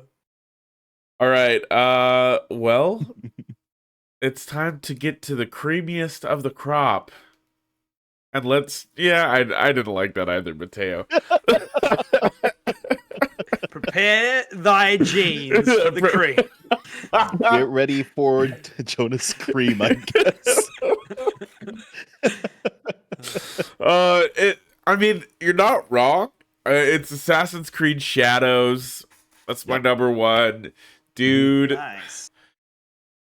That gameplay they showed of Naoe sneaking around, and they had the little indicator showing you in the dark and how visible you are, and her putting out the lights and throwing kunai at the lights and stuff. It's Splinter Cell, baby. Yeah. It's back. It's back. Shooting out lights, it's the closest you're going to get to Splinter Cell. It's back, baby. We got Splinter Cell back. It's just in feudal Japan. And you're not Sam Fisher.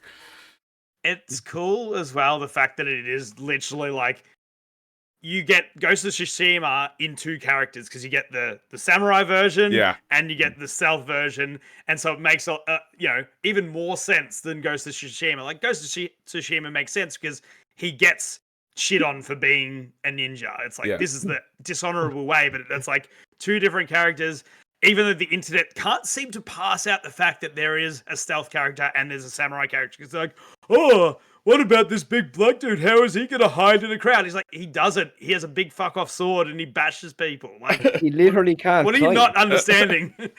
He looks like a mountain compared to some of the other dudes in that game. But he literally can't climb in an Assassin's Creed game. Yeah. they said that like he's not going to be able to parkour across buildings and stuff. So like Wow. He's gonna like- walk through the front door and just No, beat it he's down. gonna Yeah. walk through the wall because you can just like barge through. It's so sick, dude. And like the rice paper walls. Yeah. and how brutal the combat looks, dude. I was like, oh my god, this is crazy. Just how gory. I mean, I know some people don't like that, but like it was crazy. Just him cutting off heads and just crushing skulls with that big old mallet. That was so sick. I am tired of people in Ghost of Tsushima giving me so much shit for playing it sneaky. I don't like that I get shit on for They're that like, every you- time that I'm doing assassination should- kills and whatnot. Yeah, they're literally like, you should just stab yourself. Yeah. But yeah, no, my number one is Assassin's Creed Shadows. I can't wait to be Naue, and crawling around in ponds with a reed sticking out so I can breathe. You think she's gonna have a hat that looks like the Sam Fisher I goggles? hope she has a hood and it just has 3 dots on it. That was just like he's hovering across her head at all times, just staying in formation. Oh man, that'd be so good. You just slowly collect like emeralds.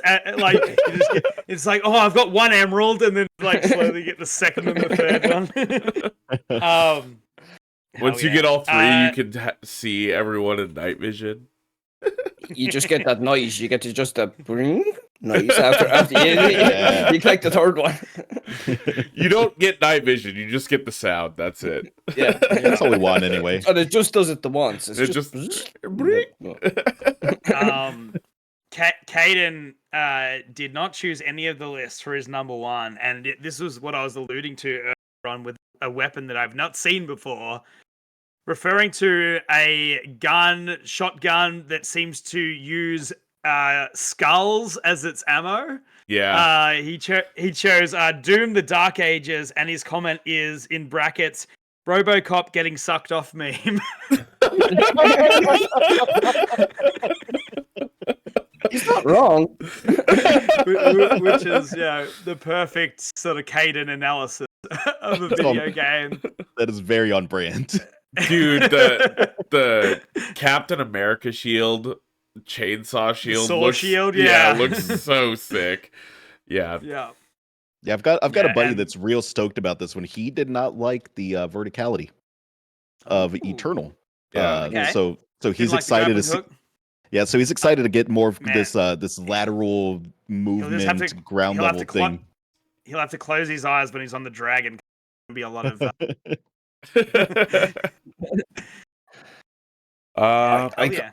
I kind of do hope they maybe scale back on how some of the mechanics were implemented in Eternal. I'm definitely somebody who liked Doom 16 more than Eternal. Now I know there are people that love how Eternal works, but like for me, this is going to make me sound smooth brain, but I kind of had to think a little bit too much about what I was doing in Eternal at times. Just in terms of not even like, oh, which guy am I going to take out next? It was like running around the arena and like looking through my guns and saying, okay, well, I need to keep this in case one of these guys comes up, and I can't use this because this guy. Okay, I'll use this one for that guy, and then I'd go kill the guy. Yeah, you can't be having ridges on your brain when you're blasting metal, bashing heads, and running around. Not a thing. No. We aren't thinking. We're just doing, baby. Yeah, smooth brains bounce bullets. It's just one of those things where like they're already very intense scenarios in like Doom 2016, and like it's a kind of a tiring game to play in some degree. Like, you know, you go through multiple encounters in that game and you kind of feel it, and it's like, okay, I'm good for tonight, I'll take a break and I'll come back to it. Whereas like Eternal just added that one extra layer that just kind of pushed me away from it a little bit, where like I just found it kind of too draining to play. You know, it definitely started to feel like it was becoming a bit of a slog towards the end. Even though I liked it, it's kind of like we were talking about Sekiro in the pre-show, and I was just saying like, it's a game I'm glad I played it, don't particularly ever want to play it again, that kind of way, you know. Yeah, for sure. Yeah, All right. Well, really good game. we'll go back around. We'll list off our top fives. Starting with you, Brian. What was your top five? I didn't write them down in order, so now I have to go back and remember. You So can just it was list off the Yeah. games. it was South of Midnight. Was Yep. number 5. Mhm. And I had Expedition 33 at number 4, and then Atomfall at number 3, Stalker 2 at number 2, and Stay Out the Gate 3 at number 1. Nice. And Mateo? We had, in no particular order, Tactical Breach Wizards, Dungeons and Degenerate Gamblers, Debtors Club, Old School Rally, and I Am Your Beast. And Steven. I also can't remember the games I chose. It was something like Zelda. I think you had Cat Quest in there somewhere. Yeah, you had at least 2 of mine, so Yeah, I had Cat Quest 3 showed up out of nowhere. South of Midnight for sure. Mixtape was definitely the Perfect most Dark. hype thing for me. Perfect Dark, yeah, and Yeah. I don't know if that was all of them. Sure, we'll count it. I had No More Room in Hell 2, Black Ops 6, Battle Aces, Indiana Jones, and Assassin's Creed Shadows. That was our top And- 5. And hey, Caden is also Oh. a part of this podcast. Yeah, Jonah. but he's not here. he Caden doesn't had show up, is he? Caden had Fantasian, Zoocosis, Metro Prime 4, Legend of Link, and Doom the Dark Ages. Legend I am League. so stoked for Zoocosis. That one's going to be so weird. Yeah. I'm I on was board. kind of counting on Caden to bring that one. That was why I didn't pick it in the end, because I was like, that sounds like a Caden game. Yeah, he'll bring that. All right, and that was our top 5, and we'll be right back. Welcome back, everybody. Jonah is taking a sabbatical from talking. Sounds like shit, and we all know it. And Yep. like we just were too nice to We say it. hate it. We hate it. We just hated it. It was really upset. It was ruining the podcast. So you get me for about 30 I seconds. personally walk off. And as we've been doing recently, we just want to get everyone's input on the. So even if it's not a DeList episode, we want to get everyone's input. So today we have Brian, and he's chosen our prompt that we've previously done of First Love to go. I'll just run down our top 10 from our list. Currently still making it into the top 10. And as we know, it's actually 70 Metacritic. Top 10, Jet Set Radio, then Mass Effect 2 at 9, Mhm. Borderlands 2 at 8, Skyrim at 7, Titanfall 2 at 6, Halo Combat Evolved at 5, Zelda Ocarina of Time at 4, just outside of the podium. And then the podium places are Chrono Trigger at 3, Elden Ring at 2, and in its rightful place at number 1, Super Mario 64. Let's go. Let's And throw a go. penguin off of. Throw a penguin off a glacier. All right. So, talking First Love, what came to your mind when you saw First Love? Well, 2 games kind of came to my mind, I guess, but Resident Evil was probably the first one, which is the original. But I'm actually going to pass by that one because I think simply the remake actually just improves upon everything that original ever does. That And is 100% true. The original doesn't even have darkness. It's like no, everything's- it's mad. You go back to that game and it's just like totally bright. You forget about that. Like, I think, it definitely had a big impact on me. Those games that I did fall in love with, and I subsequently fell in love with the series, but I think that was mostly down to Resident Evil 2 because I think that was the better game when it came out. But the other game that followed reasonably shortly after that really, really changed how I felt about video games was Metal Gear Solid. Oh, finally. That's been waiting to get on this list. That's been Yep. like waiting. Yeah, I Metal Gear Solid was one of the first times I think where I was aware of that game was coming out before it was, like a good while beforehand. And I remember like reading the preview coverage, and like they were just talking about like the mechanics of the game, and like the fact that soldiers would see footprints and they would follow footprints, and like you had cameras and you had to sneak by these cameras or you had to take them out and all this stuff. And it just sounded like, it's like, video games can't do that. Like, what are you talking about? Like, you know, like it sounded like totally just next level altogether. And like when you actually got your hands on it then, and just seeing that like everything that game does, like it just moved games forward. Like it was a very pivotal moment. Like there was no game presented itself the way Metal Gear Solid did Metal Gear Solid 1 did, in terms of like how it presented cinematics or cutscenes. Well, I say cutscenes, they were all in engine, but like even that itself was a choice not to use like CG cutscenes, but to do it all in engines and to try have these interesting shots.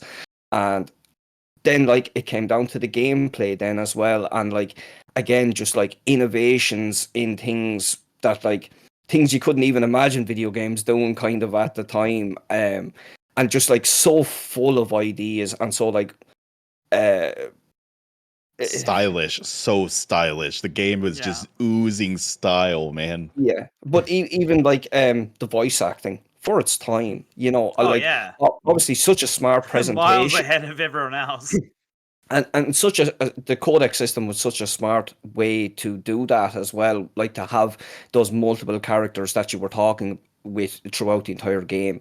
And like by the end of that game, especially when you're young like that, like you feel like you're having a relationship with those people. You feel like you go through an adventure with those people, and like you're learning new stuff about them as you go on. And like the same with Otacon, obviously, even though like you're encountering Otacon in the world.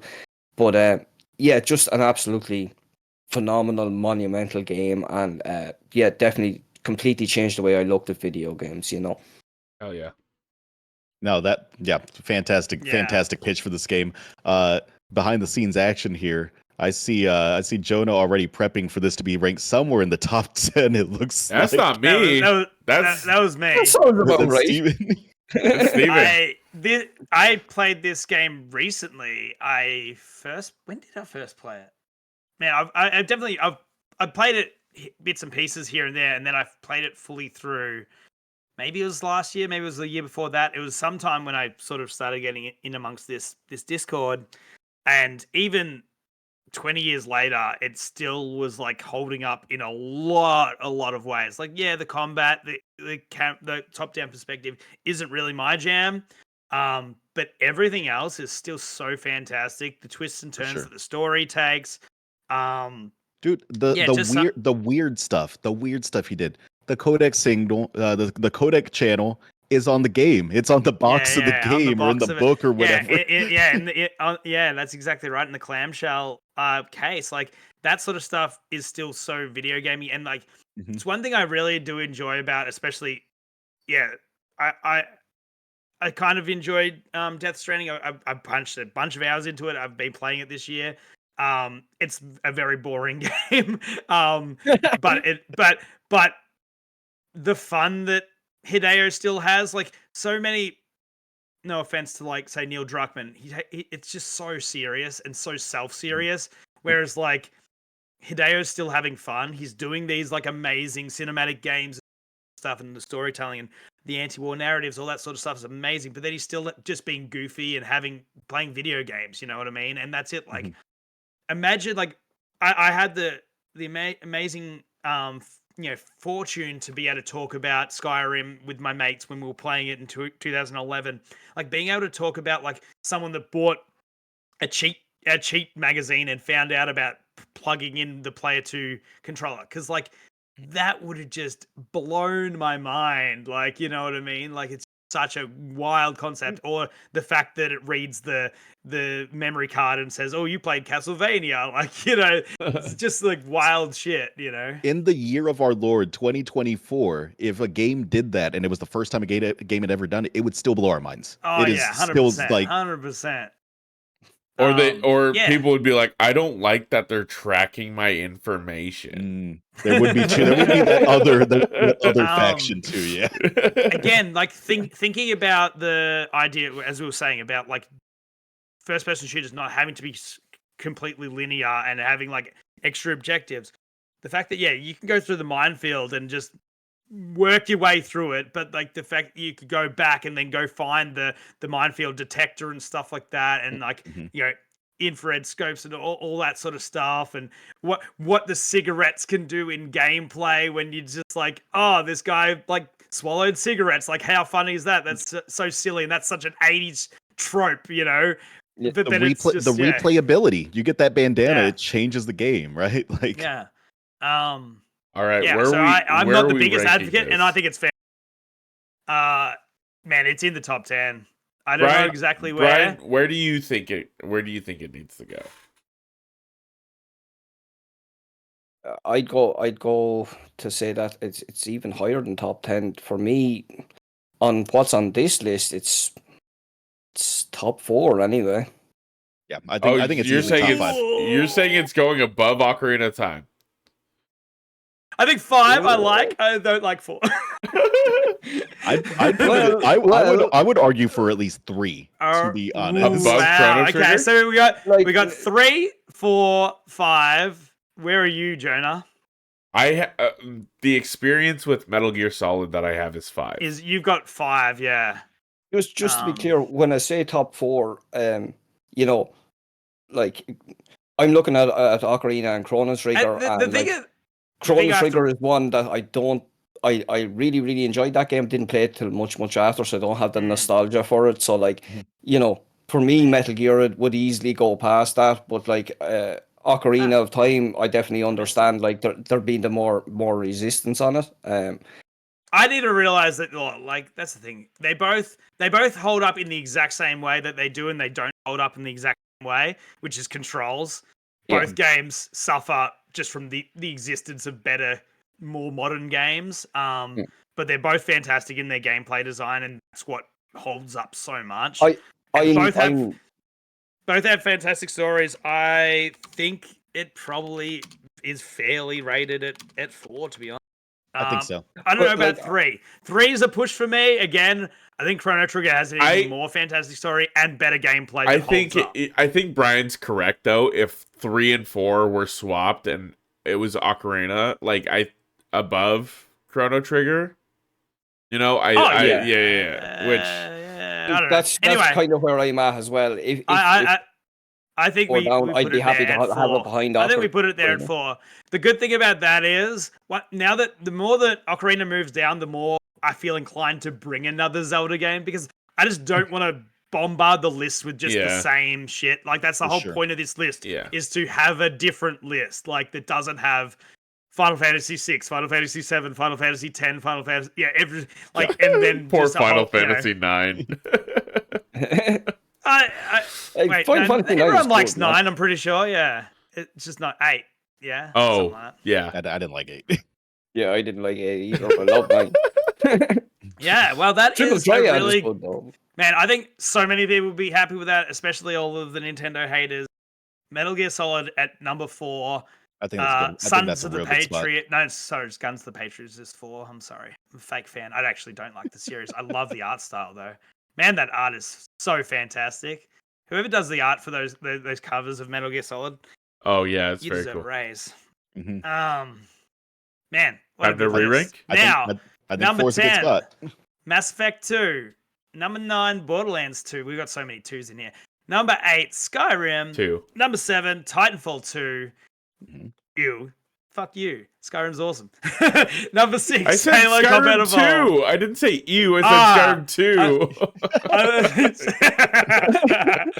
2. Number 5, Ocarina of Time. Number 4, newly minted Metal Gear Solid. Number 3, Chrono Trigger. Number 2, Elden Ring. And number 1, Super Mario 64. This is a fantastic list. And I don't care what everyone says. Brian, and number 39, Kingdom Hearts. Brian, now's your opportunity to make the list even better and re-rank something. So what is pissing you off the most? Well, there's a few run here. So just to be clear, what are the rules around this again? I can just move one up or down. One game, except for Metal Gear Solid, because we Yes. ranked that just then. You can take Kingdom Hearts and put it at number 1 if you want to, and push Or you everything can put down. Super Mario 64 at number 39 if you felt. Yeah, it is 100% chaos. You can do Steven's getting whatever. worried. You get to do whatever you Hey, want, except I for want move Super Metal Mario Gear 64 Solid. at number 1 so that I can put Banjo Kazooie above it. That's the play for me. It's the long game. Yeah, well, if the Nintendo haters we're going to be happy with me. They're going to be even happier with me now because I'm going to move Mario 64 down to just under Ocarina of Time. Ooh, okay. That is respectable. What? That is still very respectable. Oh, Elden Ring making it back to number 1. I'm not trying to get Elden Ring back to number 1. I just don't think Super Mario 64 should be there. Oh, Is my argument for it. Andrea Renee's gonna have your head. I wish you could have it, but I don't care. It was nice while it lasted. Damn it. I have so many good arguments about how, because of the fact that Banjo Kazooie is better than Super Mario 64, that it deserves to be at number 1. I had had some good dreams about that day. I can respect Super Mario 64, and I enjoyed it at its time. I have never once enjoyed going back to play that game again, and that's why I think it doesn't stick fair. at number 1 for me. I think that's going to be the main Against issue the we're running into with our PS1 era. list. Yeah. Yeah, I think in general, because people either approach the list and they say this game deserves to be at this number 1 spot, number 5 spot, whatever, because it was important for gaming, because of everything that built off of it. And some people come in and they're like, that doesn't matter because this game is better. And I That's can't my say that approach. I can't say either side is wrong. I can see the argument from both sides. Well, it's just when I think about it in my head, like if when I went back to Ocarina of Time over the years, yes, the controls don't hold up, the visuals don't hold up, but the actual game holds up. My experience holds up. It still is a wonderful time to go through it. I played Chrono Trigger for the first time in 2020, and I won't argue with anyone that says that's one of the greatest games of all time. I think it's what it was doing at the time was amazing. It does benefit from being like that 16-bit style game and like having more simpler controls because it's easy to pick up and still to play. You know, and like Metal Gear Solid then is the same. It's a game I'm probably going to stream it sometime here in short because I've been craving going back to it again with Delta coming out, which another game we didn't actually talk about today. Oh, but, like, I know. I was like, that remake looking sick, dude. Yeah, it's looking real sick, dude. I know people are worried because like Konami, but I think Konami know well that that needs to be like a straight 1-for-1 remake, and it needs to be pixel fucking perfect kind of thing. You know, I think they're kind of aware of that, so they seem to be leaving the important things untouched, like the voice and stuff. So it gives me hope with it. But yeah, that's where I am with Super Mario 64. Like I say, I don't want to move down. I don't want to bump it down too far because I still have respect for it. But nice. Currently it's in a little bunch with that like Halo Combat Evolved, like historically fantastic games. Yeah. But again, like if we have Halo 2 or Halo Reach, it definitely deserves to be above it. You know, just because of how much better of a game it is. Yeah. Yeah, awesome. And so nice byproduct of that. Metal Gear Solid gets on the podiums. Hell yeah! I do like our top 10 a lot. I would place I see what you did there. 70% of the games in our top 10 right now. He's like, I'm gonna put it on number 4, and then I'm gonna make it number 3. Well, look, you asked me what looked wrong to be on that list, and I looked and I saw Super Mario 64, and I said, yeah, that's it. Well, Dan Gieslin will up his Patreon because he was very upset. So all right, well, that was the list. We're gonna close out the show with some final thoughts. Brian, thank you for being our guest, and staying up extremely late to hang out with us. Extremely early. What are you talking about? Well, early, yeah. Early, late. Whatever. He's still hanging out from yesterday. What are your final thoughts, and what are some things that you'd like to plug? I don't really have much to plug. You can follow me on Twitter or Blue Sky, beating down Brian, and I'm beating down Brian everywhere. I stream on Twitch a little bit. Sort of, I try to do every Tuesday at least. But at the moment, I'm streaming as much of Shadow of the Air Tree as I can. I'll probably, I don't know what day this is going up, but I'll probably be doing it most days this coming week, I would imagine. But other than that, my final word is just, I guess for people that are listening to this podcast, if you haven't yet went and supported the guys on Patreon, maybe think about doing that. Even if it's only for a month, go chip in a few quid and help things out and stuff, because the guys are making a great podcast here every week. I'm secretly the worst GGD community member because I probably listened to every episode, I think, since the start, but I don't think I've ever once been active in the actual Discord itself. I've seen you a little bit in there. Have I can't remember. You see, my whole problem is I don't keep like apps on my phone because like just with my job, it just doesn't. I don't get time today, and like Discords tend to move too quick for me a lot of the time. So it's something I'm bad at keeping up with, admittedly. But yeah, that's my final word is just get out there and support the podcast. And hey, look, even if you don't want to chip in on Patreon, probably the better thing to do is go share with a friend. Go tell a friend about the podcast. We gotta have this guy on every day. We gotta have this guy around all the time. He's better at plugging our shit than we are. Awesome. Mateo, final words. Nature is healing, Jonah. Nature is finally healing. I don't know if y'all know this, but during the COVID pandemic, and we were all locked inside, and we all decided we were going to get as buff as we ever have. Weights went up to like $2 or $3 a pound for some of these weights. And I just looked earlier because I was going to buy some more dumbbells. I'd need some 50-pound dumbbells. They're like $55 now, and that's great. That is so much better than it used to be. You used to pay $100 for a dumbbell during COVID, $150. So Jesus. Drums of barley are free. That is true. I just walk up the yard feeding the cattle in the morning, going like this, and I'm set for the day. Then there you go. All right, Steven, final thoughts.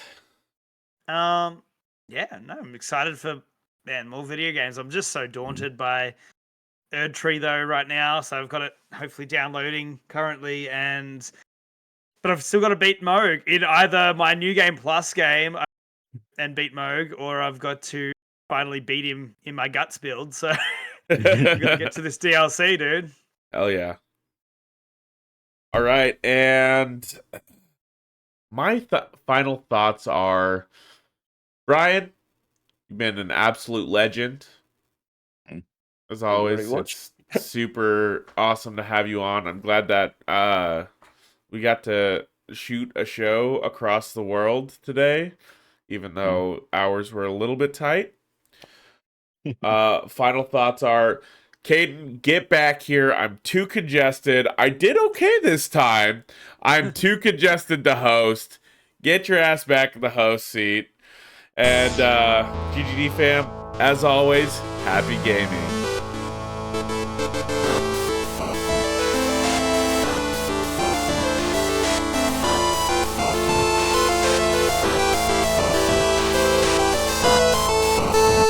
As always, a big thank you to our friend Misdriven for the music in our podcast. If you like what you hear and you want to check out more of what they have, you can pay them a visit on Twitter at MIST_RIVEN719 or on Bandcamp at Misdriven. Thanks again for tuning in. Till next time. Thank you very much, Brian. Get yourself to bed, mate. Yeah. I don't think anyone's watching, but goodbye, YouTube. Goodbye, YouTube.